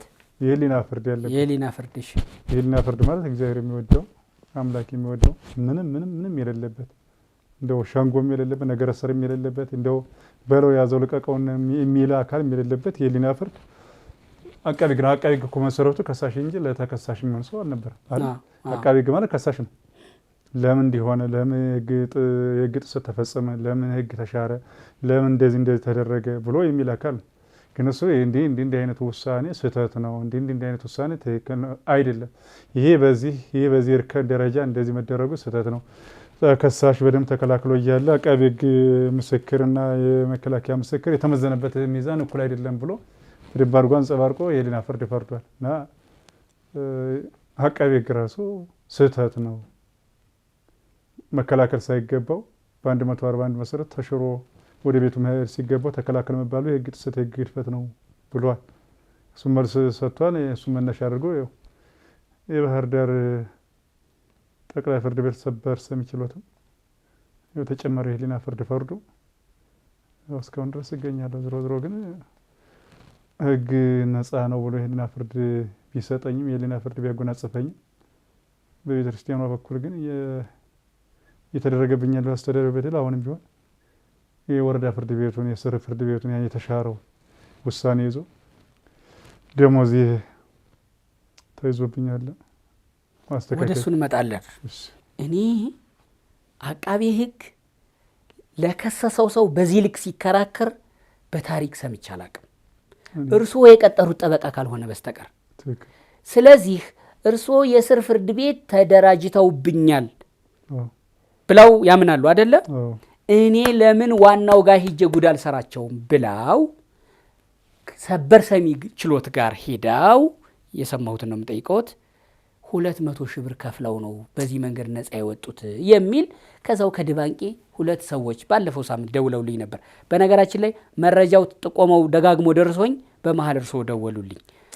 ስለዚህ ይህን ጥያቄ ይመልሱልኛል። አቃቤ ሕግ እንዲህ ስለተከራከረለዎት ነፃ መውጣቱ ችግር የለብኝም እኔ። አቃቤ ሕግ ግን ከስራው ከተቋቋመበት አንጻር እንዴት ለእርሶ ይሄን ያህል ተከራከረ? ከስር እኮ አቃቤ ሕግ ነው ከሶ ያስፈረደበት። ከፍተኛ እኮ አቃቤ ሕግ ነው ተከራክሮ ያጸናበት። ሰበር ላይ ሲመጣ እንዴት ከስር የነበሩት አቃቤ ሕጎች ተሳስተዋል ብሎ እንዴት ይከራከራል? እንዴት ራሱን ይቃወማል? እንዴት በምን ተአምር ያስረዱኝ? ጥሩ እንግዲህ ከወረዳ ፍርድ ቤት አቃቤ ሕግ የከፍተኛ ፍርድ ቤት አቃቤ ሕግ ከከፍተኛ ፍርድ ቤት አቃቤ ሕግ ደግሞ የጠቅላይ ፍርድ ቤት አቃቤ ሕግ ይለያያል መሰለኝ። እንደ ስም አጠራሩ አይለያዩ። ደረጃው ይለያያል። አቃቤ ሕግ ነው። አንድ አይነት ደረጃው አቃቤ ሕግ ነው። የመጀመሪያ ደረጃ አለ፣ የከፍተኛ ፍርድ ቤት አቃቤ ሕግ ተከራካሪ አለ፣ የሰበር አቃቤ ሕግ አለ። የሚሰሩት አንድ መስሪያ ቤት ነው። ፔሮላቸው አንድ መስሪያ ቤት ነው። አላማቸው አንድ መስሪያ ቤት ነው። ፍትህን ነው የሚያሰፍኑት። ስለ ሕግ ነው የሚከራከሩት። ከሳሽ ናቸው ሁሉ። የህሊና ፍርድ ነው የፈረደው። በቃ ፈራጅ አይደለም፣ ከሳሽ እኮ ነው አቃቤ ሕግ። የህሊና ነው። ስህተት ነው፣ በስህተት ነው። ጭቆና ተፈጽሞበታል፣ ግፍ ተፈጽሞበታል። ለምን ነገ የሞተው ሰው እውነትን ተናግሬ ሜዳ ልብነ ሁልጊዜ ለምን ለተከሳሽ ብቻ ሳይሆን ለከሳሽ ብቻ ሳይሆን ለተከሳሽም የሆነ የበደል ተፈጸመበት የህሊና ፍርድ ላስቀምጥ አስተያየት ላስቀምጥ መቻል አለብኝ ብሎ ከወሰነ ማስቀመጥ ይችላል። የ200 ምናምን የሚባለው እንደው ሲሰጥም ያየ ሲቀበልም ያየ እገሌ ለገሌ ሰጠ ብሎ ዛሬው ነው ሰነድና መረጃ ማስረጃ ይዞ ይቅረብ። እንደው አብረን በዚህ ሚዲያ እንደው እኔም ለመስጠቴ ያ የተቀበለው አካልም ለመቀበሉ የሚባል ቢባል ዝም ብሎ እሱን ከካዱልኝ እዚህ ጋር እጄ ላይ ባለው ግን ትንሽ እንተማመን። እሺ አቃቤ ሕግ እርሶ አቤቱታ አቅርበዋል ለሰበር። ባበቀረቡት አቤቱታ ላይ ደግሞ አቃቤ ሕግ አስተያየት ተብሏል። ተከሳሽ ያቀረቡት አቤቱታ ተቀባይነት አግኝቶ ፍርድ ቤቱ በነፃ ቢለቃቸው አንቃወምም እኮ ነው አይደለም ያለው። አቃቤ ሕግ እንደዛ ሲል አውቃለሁ። አንቃወምም ፍርድ ቤቱ የወሰነውን ሊል ይችላል። እርሶን አክሎና እርሶን ሆኖ ግን የስር በመጀመሪያ ደረጃ ላይ የተከራከሩት አቃቤ ሕጎቼ ግን ራሱን በራሱ እንዴት ይበላል አቃቤ ሕግ? ወይ ሞገስ ወረታ የሚባለውን ካላወቁት በስተቀር የክልሉን አቃቤ ሕግ ያውቁታል? ሞገስ ወረታ የክልል አቃቤ ሕግ አላውቁ። ዝም ብሎ ነው ሰዎች መቼም ይኸው ለምን ሀሳባችን ሳይሳካ ቀረ? ለምን 6 ዓመት እዛው ማረሚያ ቤት ሳይኖር ቀረ? ለምን ተመልሶ ከዚህ ከሚወደው ሊያገለግል ከሚፈልግበት ቦታ ተመልሶ ምን መጣ ለምን አየ ነው የሚሉ እኔን የሚጠሉ ለእኔ ጥሩ አመለካከት የሌላቸው ሰይጣን ያደረባቸው በእውነት እነርሱን አይደለም ሰይጣን በእነሱ ላይ አድሮ ስላሰራቸው እንጂ እነሱ ሰው ናቸው። የግል ቤተሰቦቼ፣ የግል ዘመዶቼ፣ የግል ወገኖቼ አብሬያቸው የበላው አብረውኝ የበሉ አብረውኝ የጠጡ አብሬያቸው የጠጣሁ አብሬ ወጣሁ አብሬ የገባሁ። ግን ሰይጣን በመቼም አንዳንዴ በሰው ላይ ያደረ ክፉ ነገር ያሰራና ለምን ወጣ ለምን 6 ዓመት እዛው ሳይማቅቅ ለምን እዛው በስብሰባ ተቀረ ተብሎ ይኸው ጥሩ አመለካከት የሌላቸው ሰዎች ያደረጉት ነገር እንጂ እሱ የህሊና ፍርድ ነው የፈረደ። የውስጡን እግዚአብሔር የሚወደውን አምላክ የሚወደውን ስራ ሰርቷል። እግዚአብሔር የሚያውቀኝ የሞገስ ወረታን እኔ ስሙ ብቻ ስለተጽፎኝ ነው መልኩ ቀጭን ይሆን ወፍራም ይሆን ረጅም ይሆን አጭር ይሆን አላውቅም። ምክንያቱም በጠበቃ ነው ጠበቃ አለ ጠበቃ ጋር ነው ከርሶ በላይ እኮ አሁን አቃቤ ሕግ እኮ ከጠበቃው በላይ ጠበቃ ሆኖ ነው የተከራከረለው። እግዚአብሔር መቼስ ያው እንደዚህ ያደርጋል እኮ አንዳንድ ጊዜ እግዚአብሔር እኮ ጠላትን ወዳጅ ያደርጋል፣ ሰይጣን ደግሞ ወዳጅን ጠላት ያደርጋል። እና እኔ አቃቤ ሕግ ሆን እግዚአብሔር የሰጠኝ ድሮም ባልሰራው ስራ ከመላ ቤተሰቦቼ ጋር በዋልኩኝ ቤተክርስቲያን በዋልኩኝ ቤተክርስቲያን ባረፈርኩኝ ቤተክርስቲያን ባስቀደስኩ ባስወደስኩ ምን ባልዋልኩበት አዋሉኝ።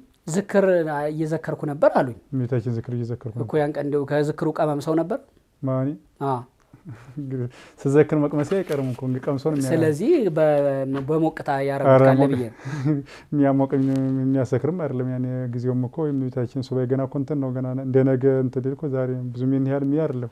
ቆሎና ዳቦ እኮ ነው ደግሞ የሚያሰክርም ለዚህ የሚያደርግም አይደለም። ደግሞ እኔ ሰክሬም በሰከርኩት እንትን ደግሞ እንደ ብዬም ብዙም ማውቅ ሰውም አይደለም። ዝሮ ግን የሚዘክር ሰው የቆሎም ይሁን ዳቦ ይሁን ቀምሶ ሮሩ ይላል። እና እንግዲህ ከዝክሩ ቀምሶ ነበር ከሚለው ዳቦም በልቼ ነበር፣ ቆሎም ቆርጥሜ ነበር። ከዚህ ያለፈ ሌላ ዝክር የለውም። እንደው ማጣጫው ማወራረጃው የለውም። ሱባኤ ነው፣ ጾም ነው። በጾምን ማወራረጃ መጠጣ ኧረ እንደው ዝም ብሎ ነው። እንደው ነሐሴ 15 እንደው እንዲህ አይነት ድርጊት እንዴት አድርጎ ይደረጋል? እንደው እንዴት ነው እንደ ሌላው ቀንም አይደረግም። ይደረጋል እያልኩ አይደለም እንኳን ነሐሴ 15 ከነገሩ ነሐሴ 15 በሌላው ቀን ቢደረግ ኑሮ እንደው መቼም ጠላት ያው ይመስላል ብሎ ጠላት ይበዛል። አሁን ነሐሴ 15 ቤተክርስቲያን ባስቀደስኩ ቤተክርስቲያን ባረፈር ከህዝበ ክርስቲያኑ ጋር ባረፈርኩበት ከረፋዱ 4 ሰዓት እንደው ዝም ብሎ እና እግዚአብሔር ብቻ ዝም ብሎ ያው እንደ ከሳሽ የነበረውን ለኔ ለተከሳሹ አቆሙ። ይሄ እግዚአብሔር ልዩ ስራ ነው፣ የእግዚአብሔር ጥበብ። ይሄን መሰረት አድርጎ ሰበር ሰሚ በነጻ አሰናብተውታል። ነገር ግን ሰበር ሰሚ በዚህ መንገድ ነጻ አሰናብቶኝ ጥያቄ ስላለኝ እኔ ህግ አቃቤ ህግ በዚህ መንገድ ለርሶ መከራከሩ አሁንም ድረስ ጥያቄ ነው የኔ ብሎ አያውቅም። አቃቤ ህግ ገጥሞኝ አያውቅም። የርሶ ጠበቃ የርሶ ከሳሽው ስለሆነ እንዴት ራሱን በራሱ ይበላል እንበልና ሀገሩ ኢትዮጵያ ስለሆነ ነው እንጂ ይሄ አቃቤ ህግ የጻፈውን ይዘው እርሶ ራሱ መንግስትን አቃቤ ህግን ቢከሱ በጣም ብዙ ካሳ ያገኙ ነበር። ምክንያቱም ራሱ አቃቤ ህግ ስህተት ነው ተሳስቻለሁ መክሰስ አልነበረብኝም ወንጀል ነው የሰራሁት ብሎታል። ይሄ በሞገስ ወረታ በክልሉ አቃቤ ህግ የተጻፈው እንደዛ ነው የሚለው። ተሳስቻለሁ ብሏል። ይሄን ይዘው እርሶ ክስ ቢመሰርቱ ካሳዎት ብዙ ነው። ራሱን እንዴት ለካሳ ራሱ ላይ እንዴት ይመሰክራል አቃቤ ህግ? ራሱን በራሱ እንዴት እጁን ሰጥቶ ሸምቀቋ አንገቱ ላይ ያስገባል? የኔ ጥያቄ ነው። እንዲህ ሲያደርግ ገጥሞኝ ስለማያውቅ ነው የጠየቅኩት። ወደፊት በህግ ባለሙያዎች በደንብ አጣራበታለሁ። ለማንኛውም ሰበር እርሶ መፈታቶ ካቴና ከጆ መፈታቶ እጆ ላይ መስቀል መዋሉ በጣም እኔ ደስተኛ ነኝ። ህጉን ግን ማወቅ ስለምፈልግ ነው የጠየቅኩት። ለማንኛውም ይሄ በዚህ መንገድ ነጻ ተብዬ ነገር ግን ቤተ ክህነቱ እያሰቃየኝ ነው አሉ። ምን ገጠመዎት? ምን ደረሰቦት? ጥሩ ጥያቄ። የስካውንም ጥሩ ነው። የስካውንም ጥሩ ነው። ያሁን ደግሞ እጅግ በጣም ደግሞ ነጻ ተብዬ በሚመለከተው አካል አሁን ጥፋተኛ ያደረገችው አንድ ዳኛ ናት። ደግሞ እንደ ፍርድ ቤት እናውራ። ፍርድ ቤት ነው የሚባለው፣ ዳኛ አይባልም በነገሮት ላይ። ዝሮ እንትን ይለያያል። እሺ ቀጥሉ። እንደው አሁን በአንድ የሚወሰነው ውሳኔና እንደው በጣምራ በግሩፕ የሚወሰነው ውሳኔ ክቡር ፍርድ ቤት እየተባለ ነው የሚወራው። አሁን ግለሰብ እንደው እዚህ ጋር ስላለ ነው እንጂ ዳኛ ምን ስምናነሳው ችሎቱ ነው ተብሎ የሚወራው። እሺ ወረዳ ፍርድ ቤቱ ችሎት አንድ ነው፣ ከፍተኛው 3 ነው። ጠቅላይ ፍርድ ቤት ሰበር ሰሚ ችሎት ደግሞ 5 ናቸው። 5ቱ ምንም ልዩነት ሳይፈጥሩ በአንድ ድምጽ አንድ ቃል ተናገረ አንድ ድምጽ ነው ያለ ልዩነት የህሊና ፍርድ የፈረዱ እንደ ክልሉ አቃቤ ህግ። የክልሉ አቃቤ ህግ ለምን ለተከሳሽ ሆነ ለከሳሽ ሞት ሲገባ ይሄንማ እግዚአብሔር ያደርጋል። አንድ ጊዜ እግዚአብሔር እኮ ታምር ይቀይራል። ሊሞት ነው አለቀ ለደቀቀ የተባለውን እኮ ያው ያደርገና ደግሞ የሆነ እንዲል ሲል ነበር ደግሞ ሞቶ ያ ሊሞት ነው አለቀ ደቀቀ የተባለው ሰውዬ ያን ምንም ያልተወራለት ሰውዬ ሲቀብር ይታያል። እና እግዚአብሔር አንዳንዴ ታሪክ ቀያሪ ነው። እና ሐምሌ 1 2013 ዓመተ ምህረት ደሞዝ ተከፍሎኛል። ነሐሴም ተከፍሎኛል። መስከረም ተከፍሎኛል። ወደ ግዞት ወይ ወደ እስር ቤት ሄድኩ ጥቅምት 1 2014 ነው። ያን ደሞዝ ጭማሪ ተደርጓል። ደሞዝ የጸደቀው የብፁዕ አቡነ አብርሃም የስራ ጫና አስመልክቶ ህዳር መጨረሻ ታህሳስ መጀመሪያ አካባቢ ላይ የጸደቀ በሳቸው ትእዛዝ ስለሆነ የሚጸድቀው ለ5 ወር ለ6 ወር ያህል ሲንከባለል ቆይቶ ማለት ነው። ያኔ በጸደቀበትና መመሪያ ብፁዕነታቸው በሰጡበት ሰዓት እኔ ማረሚያ ቤት ያለው ሰበካ ጉባኤው በእኔ ስም ነው። ለአባ ናሁሰኔ ዘርአብርሃ ቀድሞ ይከፈላቸው ነበር 2500 ሲደመር 2225 እኩል ይሆናል 4725 ብሎ ነው የላከ መጀመሪያ ሰበካ ጉባኤ ሀገረ ስብከቱ አጽድቆ ሲልክ ብሯን አጽድቆ ልኳታል። ያቺ የኔ በጀት የኔ መደብ ናት። በአባ ናሁሰኔ ዘርአብርሃ የተተከለ በጀት ነው። ስሜን ግን አወጥቶታል። ስሜን አወጥቶ ብሯን ብቻ ተክሎ ምክንያቱም ተፈርዶበታል ተብሎ የሆነ ሰው በዛ በኔ በጀት ሊላክ ማለት ነው። በጀቱ አድጓል፣ እርስዎ ግን የሉበትም። በእኔ ስም የተላከ በጀት አድጓል፣ ጸድቆ መጥቷል። ግን እርስዎ ስሜን አወጥተውታል። የኔ ስም አባናው ሰኔ ዘራብራ የሚለው ባዶ ያደረጉና ብሯን ብቻ ተክለው ይልኳል። አሁን በዚህ ከሐምሌ 1 2013 እስከ ጥር 1 2015 ሊከፈለኝ የሚገባው ለ3 ወር እኮ መደበኛ ስራ ሰርቼ ሐምሌ ነሐሴ መስከረም ደሞዝ ተከፍሎኛል። ስራም ሰርቻለሁ። ደሞዝ የጸደቀው ከሐምሌ 1 ጀምሮ ነው። እኔ ይሄ ቅንብር የሐሰት ደባ የመጣ ጥቅምት 1 ከ3 ወራት በኋላ ለምንድን ነው ሐምሌ 1 2013 ዓ.ም በእኔ ስም የጸደቀ ደሞዝ በእኔ ስም የተተከለ በጀት ለምንድን ነው የማይከፈል? ያ እኮ በእኔ ስም ነው ከሂሳብ ጸድቆ የመጣ ወይም መቀነስ ነበረበት። የ3 ወር ደሞዝ ነው አሁን ጥያቄው ጭማሪው የ3 ወር አይደለም። ከሐምሌ ጀምሮ ደሞዙ ከጸደቀ ሐምሌ ነሐሴ መስከረም እኔ ስለነበርኩኝ ደሞዙ ሲጸድቅ ዘግቼ ከዛ በኋላ ሲመጡ ደሞዝዎትን ብቻ ያለ ጭማሪ ደሞዝዎትን ያገኙት ያለ ጭማሪ ያቺ ድሮይት ያገኙት ሌላው እስከነ ጭማሪ ከፈለ እኔ ግን ያቺ ድሮይት። ስለዚህ ደሞዜ ይስተካከል ነው አንዱ ጥያቄ። ደሞዜ ለምን የማይከፈል? በእኔ ስም የጸደቀ ደሞዝ ማን በለው ማን ቆራጠመ ነው? በእኔ ስም የጸደቀ ደሞዝ ነው። ግልጽ ነው። ሌላ ሁለተኛ በደሞዝ እጅግ በጣም ዝቅተኛ ከሚባሉት መካከል አንዱ እኔ ነኝ። ስመጣ 2003 ዓመተ ምህረት ጀምሬ ልምጣ ላገልግል 13 ዘመን ላገልግል እንጂ ደሞዝ አሁን ትናንትና የመጣ ዲያቆን ዓመት ሳይሞላው ከኔ ብለን የሚከፈለው በተለያየ ምክንያት ሀገረ ስብከቱ አንዴ ያነሳ ነው ወስዶ አዲስ ቤተክርስቲያን ላይ ያደርገኛል። ከ1940 ብር 300 ብር ያደርገኛል። ከዛ ከ300 ብር ተነስቼ 600 900 1000 እያልኩ ያቸው ለቤተሰቦችም ለእህቶችም ለወንድሞቼ ነው የሚደለኝ። አንድ መነኩሴ ችግር የለም ችግር ሙሉ ሽምብራ ቆይ በቀኛል ባገኝ እበላለሁ ቤት ያፈራው ባላገኝም ችግር የለው። ግን ቤተሰቦቼ የፕሮክራት ላይ ለቤተሰቦቼ ብዬ ነው የምኖረው። ለቤተሰቦቼ ብዬም ነው ሁሉ ነገር የምቀበለው እና ከ300 ብር ተነስቼ ያደገችውን ደግሞ እንደገና ያቺ ስታርግ ነው ወስደው ደግሞ እዛ 600 ብር ይልኩኛል። የመረጃ ማስረጃ ስላለኝ ዝም ይያርላ። ከዛ ከ600 ተነስቼ ደግሞ እንደ 1200 ምናምን ሲደርስ ወስደው ደግሞ 1000 ደግሞ ሁልጊዜ እየቀነሱ አሁን ደሞዜ እንደውም ዝቅተኛ ነው። አሁን ደግሞ የተጨመረልኝንም ያው አይከፈለኝ። አሁን ነው ያሉት ያው ዘሞ ከነስላ አንድ ባንክ መድኃኒዓለም አሁን ምንድነው የሚሰሩት? ደሞዞ ስንት ነው? ደሞዜ 8500 ብር ነው። ከዚህ ላይ ጡረታ ምናምን ተቆርጦ ከዚህ በታች ይከፈለኛል። ጡረታ ምናምን ተቆርጦ እዛው ቤተክርስቲያን ውስጥ መቃብር ቤቱ ወይዘሮ ብርቃለም ተደፈርኩበት ያሉት ቤት ውስጥ ነው የሚኖሩት? እሱንማ ደቀቅ ተብዬ በፖሊስ አንድ ጊዜ ሁለት ጊዜ ደብዳቤ ተጽፎብኝ እኔ አልበደልኩም በተከሰስኩበት በተጠረጠርኩበት ወንጀልም በነጻነት ህግ ጠይቆ ነበረ። ህግ ወስኖብኝ ነበረ። በህግ ላይ ህግ ደግሞ ያው ነጻ ነው ብሎ በነጻነት አሰናብቶኛል። ስለዚህ እንኳን ነጻነት ተብዬ በፊት ምንድነው የሚሰሩት የነበረው? ንብረት ክፍል ኃላፊ ነኝ። አሁን ምንድነው የሚሰሩት? አሁን የአከራይ ተከራይ ቁጥጥር ነው። የሚከራይ ያለው ቦታው አለው ብዙ አለው። ሀገረ ስብከቱ ነው የመደበውት ወደዚህ ቦታ መጀመሪያ? አሁን ሀገረ ስብከቱ ነው ከስር ከወጡ በኋላ። ሰበካ ጉባኤውማ ምክትል ሊቀመንበሩ አቶ ያረጋል ባዩ ስሙን ልጠራው ግድ ይለኛል እዚህ ላይ 100 ሺህ ብር ሞራል እንክፈለው ነው ሌላ ቤተክርስቲያን ቀይርልን ብለው ነበር። እሺ ሰላማዊ ሰልፍ ሁሉ ተደርጎብን እንዳይመደብን ብሎ ህዝቡ ተቀስቅሶ ማለት ነው። እሺ አባናው ሰናይን ከጢስ አባይ እስከ ዘጌ ከዘንዝልማ እስከ መሸንቲ ማንም የማያውቀው ኖሮ ነው ሌላ ቤተክርስቲያን መደብ። ቤተክርስቲያን ደግሞ የግል ድርጅት የግል አክሲዮን አይደለችም አይቻልም አሉ ክቡር ስራ አስኪያጁ መላከ ሰላም ያፍሬ።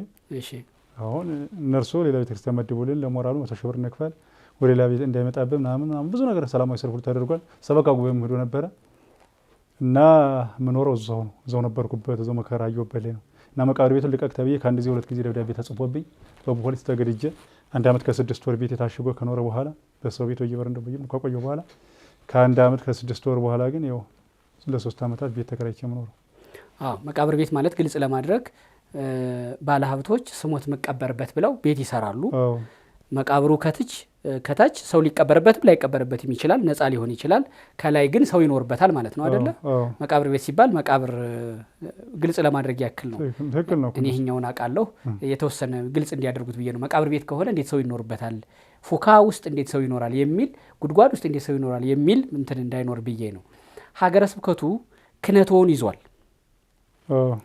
አንዱም ድባንቄ መድኃኔዓለም ያሉ ምእመናን ደውለው የጠየቁኝ አንድ እንትን ሀገረ ስብከቱ ክህነታቸውንም ይዞ ቤተ ክርስቲያንም እንዳይገቡ ብሎ ተፈርዶባቸውም ግን ያሳልማሉ፣ ቤተክርስቲያን ቅጽረ ግቢም ይገባሉ። ሀገረ ስብከቱ ደግሞ ክህነቶን ይዞ ሰው በረሃብ አይሞትም በሚል የአከራይ ተከራይ አድርጎ በውጭ በኩል ምስካየ ኅዙናን እናት ቤተክርስቲያን የአዘኑት መጠጊያ ናት ብሏል። ሀገረ ስብከቱ ክህነቶን ከያዙት እንዴት ነው ከነ መስቀሎ ከነ ክብረ ክህነቶ የመጡት? እንደዚህ መልሶ ሎት ነው ወይስ በእንቢታ ነው ብዬ ነው። ጥሩ ጥያቄ ነው። እስካሁንም ጥሩ ነው። አዎ እስካሁንም ጥሩ ነው። ያው ጥሩ ያልሆነም አለ። እሺ ሲፈልግ ዞሮ ግዴ ለእሱ ክርስቶስ እንትን ይበለው ሁሉንም። እሺ ሀገረ ስብከት ክህነታቸውን ይዟል የሚለው ሀገረ ስብከት ክህነቴን አልያዘም። ደብዳቤ እኮ አይቻለሁ። ስራ አስኪያጁ ናቸው። ስራ አስኪያጁ መያዝ አይችሉም። ስራ አስኪያጁ የተሻረ እንትን ጠቅሰው ነው የወረዳ ፍርድ ቤቱን 6 ዓመት ተፈርዶባቸው እንደዚህ ያን ጠቅሰው የተሻረውን የወደቀውን ነገር ጠቅሰው ነው። ደግሞ አንድ ስራ አስኪያጅ ደግሞ የአንድን ካህን የአንድን መነኩሴ ክህነት የሚያዝ ስልጣን የለም። ስራ አስኪያጁ እኮ ካህን ናቸው። ቢሆንም አንደኛ በክህነታቸው ክህነት ለሚያዝ ስልጣን አልተሰጣቸው። ቆዩ አንደኛ ስራ አስኪያጁ በግላቸው አይደለም ክህነቱን የያዙት፣ ጉባኤው ወስኗል ብለው የተሰጣቸው ስራ አስኪያጅ እያሉ ስራ አስኪያጅነታቸውን እያመኑ ስራ አስኪያጁ ደግሞ በጉባኤ የተወሰነውን ውሳኔ ሲሰጡትና ክህነቱን ሲይዙ መያዝ አይችሉም ሊሉኝ አይችሉም። ወይ ስራ አስኪያጅ መሆናቸውን መካድ ነው። ጉባኤው እኮ ነው ስልጣናቸው እኮ ነው ስልጣኑን የያዘው አይደለ? አንደኛ። ሁለተኛ መያዝ አይችልም ማለት ምን ማለት ነው? እስኪ ሌላ እርሶም እሳቸውን ካህን ናቸው። ችግር የለውም። የቃላዋሪ ምን ይላል? አንድ ካህን በስልጣነ ክህነቱ አጥፊ ሆኖ በስልጣነ ክህነቱ ቢጠረጠር በአስተዳደር ጉባኤ የሀገረ ስብከቱ ሊቀ ጳጳስ ያየዋል ጉዳዩ። ጉባኤው ላይ የሀገረ ስብከቱ ሊቀ ጳጳስ ስላለመኖራቸው ምንድነው ማረጋገጫው? በጉባኤ እኮ ካሉ ጉባኤ ነው በቃ። እሳቸው ፊርማ ነው አይደረሰኝ። ስራ አስኪያጁ ስራ አስኪያጅ እኮ ናቸው እሳቸው ሊቀ ጳጳስ። ስራ አስኪያጅ ክህነት የሚያዝ ነው። በአንድ ሊቀ ጳጳስ ነው ክህነት የሚያዘው እንጂ በአንድ ስራ አስኪያጅ ክህነት አይያዝም። በቃ 100%። ምንም በዚህም ብዙም እንዲህ ማብራሪያም ትንታኔም አልሰጠም። አንድ ክህነት የሚይዝ የሀገረ ስብከቱ ሊቀ ጳጳስ ነው። አጥፊ ሆኖ ከተገኘ ያውም ተጣርቶ ጥፋቱ ተጣርቶ እኔ እኮ ውድቅ ሆኖ በነፃነት ወጥቼ ነፃ ነው ተብዬ የህግ ነፃነትን አግኝቼ የህሊና ፍርድ ተጎናጽፌ ያለው ሰው እና ምንም ይሁን ግን ባጠፋም እንኳ አያደርገው እንጂ ባጠፋም አጥፊ ሆኜ ብገኝ ብፁዕ አቡነ አብርሃም የመንበረ ፓትርያርክ ጠቅላይ ቤተ ክህነት ዋና ስራ አስኪያጅ የባህር ዳርና የሰሜን ጎጃም ሀገረ ስብከት ሊቀ ጳጳስ የቅዱስ ሲኖዶስ አባል ናቸው። ክህነት የሚያዝ ያለባቸው ለጊዜው እሳቸውም ለጊዜው ነው ይዘው ቆይተው ኋላ ለቅዱስ ሲኖዶስ አቅርበው በቅዱስ ሲኖዶስ ነው ክህነት አንድየውን 4 ነጥብ ያለቀለ ስራ የሚሰራኝ ስራ አስኪያጅ ክህነት የሚያዝ እንደው ምንም እንደ የሌለ ዝም ብሎ በጉልበት እኔ እኮ ህጋዊ ሰው እኮ ነኝ። በህግ ከሆነ እኮ እኔ ወደ ቀድሞ ስራዬ መመለስ መብት አለኝ። ስራ አስኪያጅነታቸውን ተጠቅመው ነው በጉልበት አይመስለኝም ደብዳቤውን እንዳየሁት። አይ ብፁዕ አባታችን ደግሞ ሰኔ 13 2014 ይህን ደብዳቤ ሰጥቻቸዋለሁ። ይታዩት ብፁዕነቱ ብዬ ይቀየር ያስተካክሉ መላከ ሰላም ነው መመሪያ ሰጥቷል። እስካሁን ድረስ በየጊዜው እየሄድኩ እባክዎ ብፁዕነታችሁ መመሪያ ተግባራዊ ይደረግ እባክዎት ብዬ ብለም የሆነ ነገር የለውም እና እንኳን በህግ ነፃ ሆኜ እንደውም የክልሉ አቃቤ ህግም እንደውም ያለ ጥፋቱ ነው አጥፊ ብዬ ስር ጓዶች እንደ ጥፋተኛ ሲፈርጁ ሲያንገላቱ የቆዩ ብሎ ባረጋገጠልኝ ሆኖ በሚያውቀው እንዳልከው ሁሉ ደግሞ የሚመለከተው አካል 5ቱም ዳኞች የህሊና ፍርድ ፈርዶ ያለ ልዩነት እንዲህ አይነት ነፃነት እንደ የህግ ፍትህ አግኝቼ እያለ አንድን ህጋዊ ሰው ዝም ብሎ የወደቀና የተሻረን እንትን እየጠቀሰ 6 ዓመት ተፈርዶ ወረዳ ፍርድ ቤት ምናምን ያም አለቀ ደቀቀ ተሻረኩ ተሽሯል እኮ ተሽሮም ነው ክህነትን ለመያዝ ግን እና ክህነት ለመያዝ አይቻልም። ጋምን ተነስቶ ነፃ ነው የጠረጠር ነው በዚህ ወንጀል ጠርጥረው ነበር ነፃ ነው ስህተት ነው ዝም ብሎ ስም ማጥፋት ነው ረፉ ብሏል እኮ ይመለከቷል።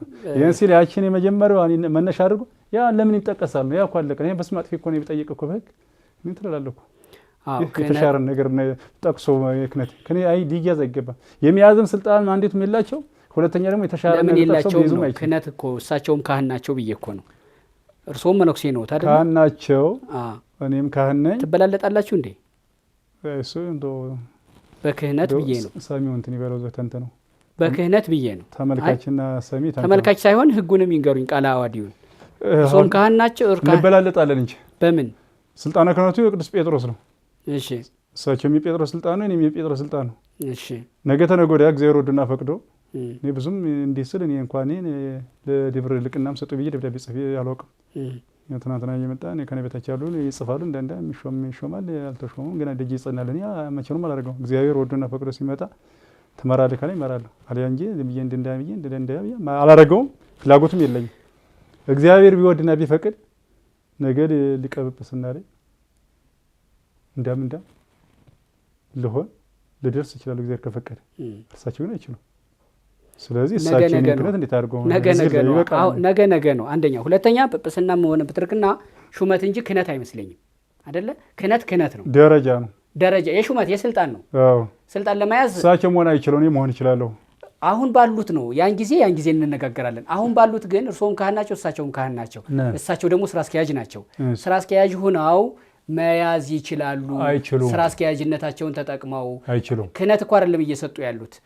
በዚህ ክህነቶ እኔ በምመራው ሀገረ ስብከት ተጣርቶ ጉዳዩ እስኪጣር። በነገራችን ላይ ክህነት ለመያዝ እንኳን በፍርድ ቤት ባስገድዶ መድፈር 6 ዓመት የተፈረደበት ይቅርና በጥርጣሬ እንኳን የሚታማ ከሆነ ምእመናን አይደሉም፣ የቤተ ክርስቲያን ልጆች ምእመናን አይደለም፣ ሌሎች ከእምነቱ ውጭ የሆኑ ሰዎችም ራሱ በዚህ ሰው ኃጢአት ጉድፍ አለበት ብለው የሚያሙት የሚመሰክሩበት ከሆነ ስልጣነ ክህነቱ ይያዛል ይላል። እርስዎ ደግሞ በቤተ ክርስቲያን ውስጥ አባቶች አብሮ የሚቀድስ ሰው አልቀድስም የሚሉት፣ አንዴ ቅባት ነው የሚሉት፣ አንዴ ይጠመቁ የሚሉት ሰዎች ናቸው። ስለዚህ ክህነት ለመያዝ በቂ ምክንያት አለ ማለት ነው። ተገቢ ነው እያልኩ አይደለም። በዛው በቀኖና ቤተ ክርስቲያን የሚባለውን ስለምሰማ ነው የምጠይቀው። ለማንኛውም እኔ ማቀው ክህነት ለመያዝ ስራ አስኪያጅ ናቸው። ታዲያ ስራ አስኪያጅነታቸው እኮ ይሄ ነው። አንዱ እኮ ይሄ እኮ ነው ስራ አስኪያጅነታቸው። መፍቀድም መከልከልም ማገድም ማባረርም መመደብም ማስቀደስም ይመስለኛል የስራ አስኪያጅ አንዱ ስራቸው። አሁን ነፃ ሁኛለሁ ወደ እንትኔ ልመለስ፣ እሱ አንዱ ጥያቄ ሊሆን ይችላል። ቀድሞ ነገር ለመያዝ ግን በስራ አስኪያጅነታው የሚችሉ ይመስለኛል። ይሄን እርስዎም ማመን ያለበት ይመስለኛል። ተገድጄ ከሆነ ቀብሏል እንጂ ተገድጄ እያስገደድኩት አይደለም፣ እንተማመን ነው። የለም የሀገረ ስብከቱ ሊቀ ጳጳስ ሊይዝ ይችላል እንጂ አንድ ስራ አስኪያጅ ክህነት ይኸውም መመሪያ እየተቀበለ ቅዳሴ ካህናትን አወዳድሮ መላክ እንደ ቤተክርስቲያን የስራ ማስኬጃ አንዳንድ ክህነትን በተመለከተ አንድ ስራ አስኪያጅ ደርሶ ተነስቶ ክህነትን ይዣለሁ አይችልም። ሆኖም አያውቅም፣ አልሆነም። አሁን በጉልበት ነው፣ በህግም ሳይሆን በጉልበት በህግ ነጻነት አግኝቼ ክህነት ተይዘው ክህነቱን ይዣለሁ ከመቃብር ቤት አስወጡት ብለው ሁሉ ደብዳቤ ጽፈው በእርሳቸው ትእዛዝ ነው ከመቃብር ቤት ወጥቼ ከተማ እንድኖር ተደርጌ መንፈሳዊ ፈተና እንዲያደርግ በወጣትነት ዘመኔ ቤተክርስቲያን ከአባቶች ጋር መጾም መጸለይ መስገድ ስችል በበድልም እንኳን ጾም ጸልይ ስገድ እግዚአብሔር ርቆሃል ልጄ መባል ሲገባኝ ከቤተክርስቲያን አስወጡ ተብሎ በፖሊስ ተደብድቤ ነው ያለ እንትን ይዤ እንድወጣ ተደርጌ 3 ዓመት ሙሉ ከተማ እየኖርኩት ያለና ደሞዝ ማስተካከያ ሲደረግ የሱን እየተባለ ማመልከቻ ይወረወራል፣ አይደረግልኝም። ጭማሪ ትደር በስም የጸደቀው በጀት ተቀምጬ ብዙ በደል ነው ያለው። እሱን እግዚአብሔር ሲፈታ ይፍታው፣ ድንግል ማርያም ስትፈታ ትፍታው። አሁን ደጋግሜም መላከ ሰላም ኤፍሬም ሙሉዓለም የኔን ክህነት የሚያዝ ምንም ስልጣን የላቸው። በጉልበት ጊዜው የሳቸው ስለሆነ እንዳርጉ እያንገላቱ ነው። ዳርጌ ያስተዳደር በደል እየፈጸሙብኝ ነው። ችግር የለም እግዚአብሔር አንድ ቀን መርሳለሁ። እኔ 100 ጊዜም ብትለኝ 1000 ጊዜም ብትለኝ መላከ ሰላም ኤፍሬም ሙሉዓለም ያባነሰነ የዘር አብራም ስልጣን የሚያዝ ስልጣን የላቸው። እንግዲህ ተመልካች ይፍረድ። በጉልበት ከሆነ ግን ያው ሆኗል፣ አድርገውታል። አሁን ያደርጉት ግድ የለም። እሺ ግን ታዲያ እርስዎ እኮ የማያ ስልጣን የላቸውም ብለው ያው ያዙ፣ ደብዳቤውን ይዘውታል። ሌላ ጥያቄ ይጠይቃሉ፣ ሌላ ስልጣን አላቸው ያስተካክሉልኝ ብለው ይጠይቃሉ። ይሄኛውን ግን አልቀበልም ብለው የተያዘ ክህነትና መስቀሉን ይዘው ደግሞ ይታያሉ። አይጋጭም ወይ? ንጹህ ክህነት እኮ ነው ይሄ። ቢይዘው ምንም ሸማቀቅ ከእርሳቸው የበለጠ ክርስቶስን አፍራለሁ። እኔ ከማንም የበለጠ ክርስቶስን አፍራለሁ፣ ክርስቶስን አከብራለሁ፣ ድንግል ማርያምን አከብራለሁ፣ ወዳጆቿን ጻድቃን ሰማዕታት መላእክት። ምክንያቱም ማድረግ የሚችሉትን ነገር በሰከንድ በማይክሮሰከንድ ማድረግ ስለሚሉ እነሱ ደሞዝ ሊቀንሱ ይችላሉ። ከምኖርበት መቃብሬ በዓት አስወጥተው ከተማ አሳደው ለህዝቡ እንደ ማጥላላ ስራ ሊሰሩ ይችላሉ፣ ሌላ ማድረግ ይችላሉ። እግዚአብሔር ግን እኔ ከመኖር ወደ ያለመኖር እንዳልሆነ ማድረግ ይችላል።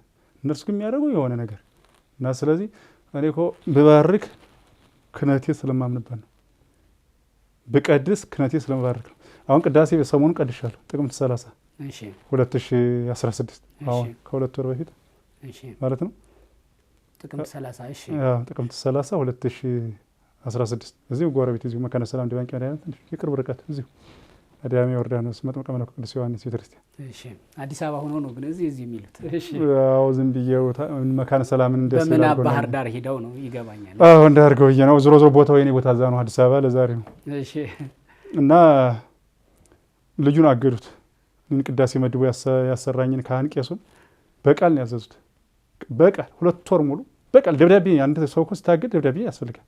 ፕሮቶኮል አዘል ደብዳቤ በዚህ ቁጥር በዚህ ቀን መባላል። ምንም ምክንያቱ አይታወቅ፣ ፕሮቶኮል የለው ምን የለው። በጉልበት አግደው ተበላለቀው ታግዶ በጉልበት በሽመል ማለት ነው 2 ወር ሙሉ ታግዶ። አሁን የ1 ወር ደግሞ ዝም ብሎ እንደቀጡ ነው። አሁን የታህሳስ ተከፍሎታል መሰለኝ። አሁን ጥር ምናምን አካባቢ በቃል ነው በቃል ግባ ተባለ። መጀመሪያ ስታገድ በስልክ ነው። አሁንም በስልክ ግባ ተባለ። ዲያቆኑ ነው ቄስ ነው። ቄሰ ገበዙ ማለት ነው። ቄስ ዝም ብሎ ቄስ። ለምን ሆነ ያስቀደሰውት? እኔን ለምን ነው ቀድስ ብሎኝ ቀደስኩ። ለምን አስቀደስክ አባ ነው ሰኔ ተብሎ ያለ ደብዳቤ ማለት ደብዳቤ ቢኖር ችግር የለው። ያችን ደብዳቤ ይዤ የማደርጋት ደግሞ ነበረች። እሱስ በደብዳቤ ለምን አላስቀደሰም? ማን? እርሱ አስቀዳሹ ካህን ራሱ። ራሱ ችግር የለም። ባህር ዳር ዙሪያ የታወቀ አገልጋይ ከሆነ ዲያቆን ቄሱን ቄስ ማስገልገል ይቻላል። ደብዳቤ ምናምን ያስፈልገው ነው።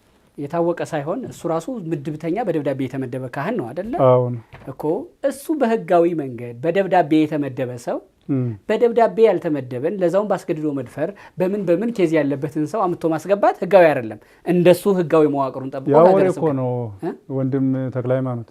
ይሄ አስገድዶ መድፈር 6 ምናምን እኮ ዝም ብሎ በዜሮ ተባስቷል። ወሬ የጠላት ወሬ ነው። አሁን የፈርዶ ምኑ ደብዳቤውን እኮ እያየን ነው። ሰራሽ እኮ ነው ቅዱስ ሚካኤል ቅዱስ ገብርኤል ጻፈው። ይሄ እኮ አንዲት ግለሰብ የጻፈችው አንዲት ግለሰብ የፈጸመችው ደባ ወይዘሮ ደግቱ አስፋው በኮነም ትበላ አንዲት ግለሰብ አሁን እኮ በሰራቸው ስራ ተጸጽታ ስታገኝ ሰላም የምትለኝ አባ የምትለኝ አባዬ የምትለኝ እንገናኛለን። ለአጋጣሚ ሶሻል ላይፍ የማይበራኝ እና አንድ ግለሰብ እንዴ ቅዱስ ሚካኤል ወርዶ የጻፈው ነው እንዴ? ቅዱስ ሚካኤል አይደለም እኮ የፈረደብኝ አንዲት ግለሰብ፣ ያውም በዚህ በመነኩሴም በእንትኑም እንዳያዡ እንዳትለቂው እንዲፍረጂው ተብላ በዘመድም በቤተሰብ የተደረገና ይሄ በዜሮ ተባዛም በዚህ እየጠቀሱ ክነቱ ተይዞ ምናምን አይቀድስም አይባርክም። ይሄማ የሀገሪቱ ጉዳይ እንደዚህ ሆኖ ነው እንጂ ነገ ተነገ ወዲያ እኮ ይሄ ህጋዊ ደብዳቤ እኮ አፈጻጸም እኮ ችግር የለው። ይሄ በዜሮ የተባዛን ነገር በመቶ እያባዛ ጠላት እንደሚያደርግ ከሆነ እንግዲህ በጉልበትም እስከ መቼ እንደሚኖር እሱን ነው ችግር የለው። እና ያ በዜሮ ነው እንደ ያን ተወው ዝም ብሎ ዜሮ በዜሮ እንትን አይ የኒኛው አስቀዳሹም ሎጂካል ሆነን እንየው ብዬ ነው። ለምሳሌ አስቀዳሹም ይችላል። አሁን ዝሮ የባህር ዳር ሀገረ ስብከት ተቀጣሪ አገልጋይ ነኝ። ለብዙ ዘመናት ያገለገልኩ ነኝ ስለሚያውቀኝ። ቅዳሴ ላይ እንዴት ነው እርሶ ጎበዝ ነው? ቀድሳለሁ እንደማንኛውም ከማንም ባልበልጥም ከማንም ባላንስ። አንድ ቅዳሴ በሉልኝ እስኪ አንድ ካህን አሐዱ አብንም ይበሉልኝ ሀበነንም ይበሉልኝ። ችግር የለም እሺ በሉልኝ።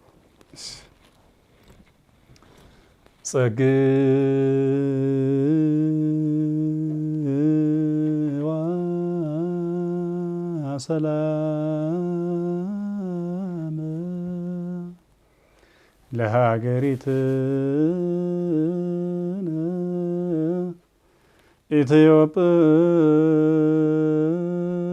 ኢትዮጵያ ለታካሃ ወለመኳንንታ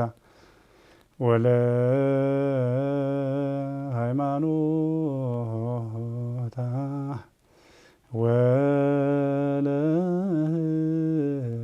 ወለህዝባ ቸር አምላካችን መድኃኒታችን ኢየሱስ ክርስቶስ ለሀገራችን ለኢትዮጵያ ሰላም፣ ለህዝቦቿ ፍቅር፣ አንድነትን ያድልልን። አሜን። ከዚህ በላይ ቢሉልኝ ጥሩ ነበር፣ ግን ሰሞኑን ቅዳሴም ማዛንም ከተማ በመረበሽ በድምፅ እየረበሸ ነው ተብሎ ድምፅ ይቀንስ እየተባለ ነው እና እሱን ድምፅ እንዳይረብሹ ነው ያስቆምኩት እንጂ ከዚህ በላይ ቢሉኝ ጥሩ ነበረ። በጣም ነው ማመሰግኖት። ከባህር ዳር አዲስ አበባ የመጡት ስሜን ላጥራ የሆነውንም ስማ ብለውኝ ነው። ከሞላ ጎደል ኬዞቹን ፋይሎችን እያነሳን ብዙ ቆየን፣ ብዙ ብለናል። ይሄን ጉዳይ የሚያዩ ሰዎች የሀገረ ስብከቱ ኃላፊዎችም ጉዳዩን አረ እዚህ ድረስማ ከሄደ ወይ ምናልባት ባለማግኘት ካልሆነ በስተቀር የታለፈ ነገር ካለ እናርማለን ካሉ ተቋማዊ ነገር ነው ሊያርምሎት ይችላሉ።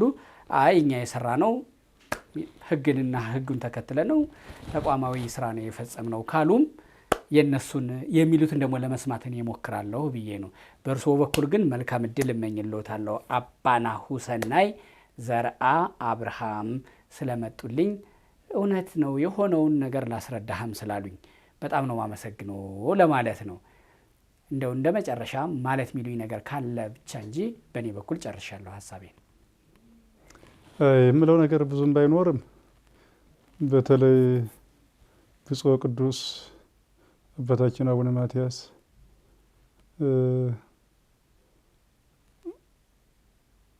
በኢትዮጵያ ኦርቶዶክስ ተዋሕዶ ቤተክርስቲያን ርዕሰ ሊቃነ ጳጳሳት ዘኢትዮጵያ ሊቀ ጳጳስ ዘአክሱም ወዕጨጌ ዘመንበረ ተክለ ሃይማኖት እንዲሁም ብፁዕ አባታችን አቡነ አብርሃም የመንበረ ፓትርያርክ ጠቅላይ ቤተ ክህነት ዋና ስራ አስኪያጅ የባህር ዳርና የሰሜን ጎጃም አህጉረ ስብከት ሊቀ ጳጳስ የቅዱስ ሲኖዶስ አባል እንዲሁም ብፁዓን አበው ሊቃነ ጳጳሳት ወይም በቅዱስ ሲኖዶስ ቀርቦ ወይም በሀገረ ስብከቱ ሊቀ ጳጳስ የሆነ ነገር ተብሎ እኛም በነጻነት እንደሙያችን እግዚአብሔር እንደፈቀደልን ቤተክርስቲያን እንደፈቀደችልን አገልግለን እንድንኖር እንዳንሸማቀቅ የሚያደርገን ነገር ቢሰራልን ደስ ይላል። እንግዲህ እኛ ሲሉ እነማን ነው? እኛ ምስራቅ ጎጃሞች ያው እነዛ ቅድም ተጠመቁ ያልኳቸው ዲያቆናቱ ቆሞሳቱ እነሱ ላይ ችግር ሆኗልና እንደው እዚህ ላይ የመጨረሻ ልባት ቢሰጥ 40 ዘመናት ሲያገለግል የነበረ አባት እና ተጠመቀ እየተባለ 10 ምናምን አመታት ሲቀድስ የነበረ ዲያቆን እና ተጠመቀ እየተባለ እንዲህ ያለ እኔም ይሄ ነገር ነው ለዚህ ያደረሰኝ ተጠመቀ አልጠመቅም ነው እና ይሄን ነገር እንደው ልባት ቢሰጥልኝ የሚል ምጽንት ነው ማቅረብ ፈልገው። እሺ ሩቅ ምስራቅ ሳለ ጃፓኗን ወድጄ ጥልዬ አንተ የወደድካትን ልንወድ ወደ ሩቅ ምስራቅ ልንሄድ ነው። አፈሩ ይቅለል ጥልዬ። ባይገርምህ ጃፓንና ደቡብ ኮሪያ ለመሄድ አንድ ቲኬት ብቻ በቂ ነው። ይህ አዲስ አይደለም። ዋን ቲኬት ቱ ካንትሪስ የሚል የሌዥር ጉብኝት ሲምባ ትራቭል ከኢትዮጵያ አየር መንገድ ጋር ሆኖ አዘጋጅቷል። ዓለም ላይ በየደጁና በየእጁ ያሉ የሩቅ ምስራቆቹ አንጸባራቂ የቴክኖሎጂ ውጤቶች መፍለቂያ ፋብሪካዎች፣ አስደማሚ የሀገር ፍቅራቸውና የሥራ ባህላቸው ሊጎበኝ እንደሚገባ ደራሲ ከበደ ሚካኤል በጃፓን እንዴት ሰለጠነች መጽሐፍ መክረዋል። ሲምባ ትራቭል ምክሩን ሰምቷል። በሁሉም ዕድሜ ክልል ላሉ እንደ ቡድንም ጠርቀም ብለው በተናጠልም ይቻላል። ካሻው ከቤተሰቦ ከልጅ ልጆ ጋር ጎብኝተው ዕውቀት ስልጣኔን ይዋሱ ይውረሱ።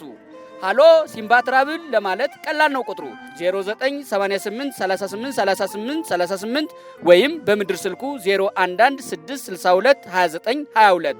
ኑ ጃፓንን እናንብብ፣ ደቡብ ኮሪያን እንዳስ። በአንድ ትኬት ወደ ሁለቱም መድረስ እና ፈልሰስ። ሲምባ ትራቭል ከኢትዮጵያ አየር መንገድ ጋር ሆኖ አፋልጉኝ ነው። እማሆይ ሐመልማል አግማስን አፋልጉኝ ያያችኋት ካላችሁ እንደምታስታውሱት ከአባይ ማዶ ቅዱስ ገብርኤል አስተዳዳሪ አባ ክፍለ ማርያም አለማየሁ ጋር ባለፈው ያደረኩትን ኢንተርቪው ታስታውሳላችሁ። እሳቸው ደፍራዋል ለተባሉት ጥያቄ ብዙ መልስ መልሰዋል።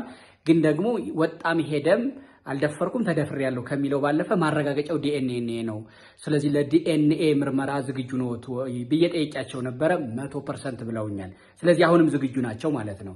በተቃራኒው ደግሞ እማሆይ ሐመልማል አግማስን አግኝቼ ከልጇ ዲኤንኤ አስወስጄ የሁለቱን ዲኤንኤ ተመርምሮ አባት መሆን አለመሆናቸውን ለማረጋገጥ የግድ ልጃቸው ከሳቸው ነው የወለድኩት ተደፍሬያለሁም ያለችን ሴት ማግኘት ግድ ይለኛል። ነገር ግን ማግኘት አልቻልኩም። ስልኳ ነው ተብሎ የተሰጠኝ 0944 41 49 38 የሚለውን አብረን እንስማው።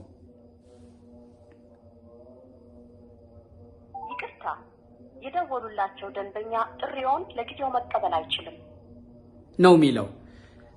በሚያቋቸው እማሆይን ያቋታል ወደ ባህር ዳር ወደ ውጭም ደወልኩኝ ለማግኘት አልቻልኩም። ስለዚህ እያየሽው ከሆነ እማሆይ አንቺ ወይ ደግሞ አንቺን የሚያውቁ ሰዎች ከሆነ እያዩት ያላችሁት ለማገናኘት እባካችሁ ተባበሩኝ።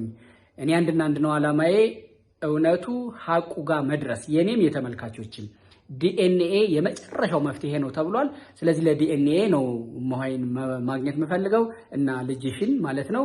ስለዚህ እባካችሁ የምታቋት ወይ ደግሞ ራስሽ እያየሽኝ ከሆነ አግኝኝ፣ ለሌላ ነገር አይደለም። እንደው በጣም ብዙ ድርጅቶች በተደጋጋሚ እማሆይን ከነልጇ መርዳት እንፈልጋለን፣ ከቻለችም ልጇን ትስጠን ምናምን የሚሉ ብዙ ድርጅቶች ከውጭም ከሀገር ውስጥም ደወሉልኝ። ግን እኔ ቃል ለገባሁት ለዲኤንኤ ምርመራው ራሱ ማግኘት አልቻልኩም እያልኩ ነው መመለስላቸው። ወጣም ወረደም እማሆይን አፋልጉኝ ለማለት ነው።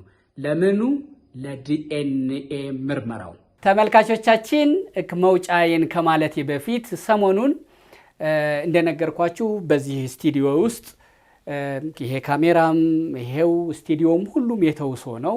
እንደው ሁሌ ለተውሶ ከመጠየቅ ለምን አንድ ጊዜ ተመልካቾችን ጠይቆ እግረኛው ስቱዲዮ የራሱን ካሜራ የራሱን ኮምፒውተር የራሱን ስቱዲዮ አሟልቶ ስራውን ከስካሁኑ በበለጠ ከተውሶ በራስ ወደ መኩራት ለምን አይመጣም በሚል የጎፈንድሚ አካውንቱን ከፍተናል።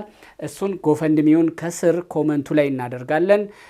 ደግሞ በኢትዮጵያ ብር ወይም ደግሞ በቀጥታ ወደ አካውንታችን ለማስገባትም ከፈለጋችሁ ከስር እዚህ ቪዲዮ ላይ እናደርገዋለን አካውንቶቹን። ለበለጠ መረጃም ስልኩ አለን ለማለት ነው። እኛ ከሁል ጊዜ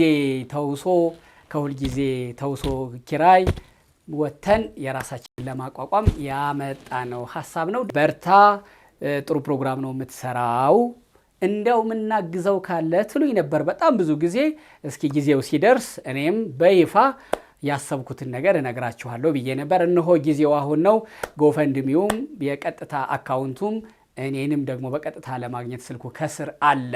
በሱ የበኩላችሁን እንድታግዙ ጥሪ ለማቅረብ ነው። የተለየ ታሪክ ካላችሁ ተመሳሳይም ከሆነ ይጥራ የምትሉት ካለ እያመረታችሁም ከሆነ ምርቱን አገልግሎትም ካለ እሱን ከተጠፋፋችሁ ለመፋለግ ከስር ያለው ስልክ ያገናኘናል። ተክለ ሃይማኖት አዳነ ነበርኩ።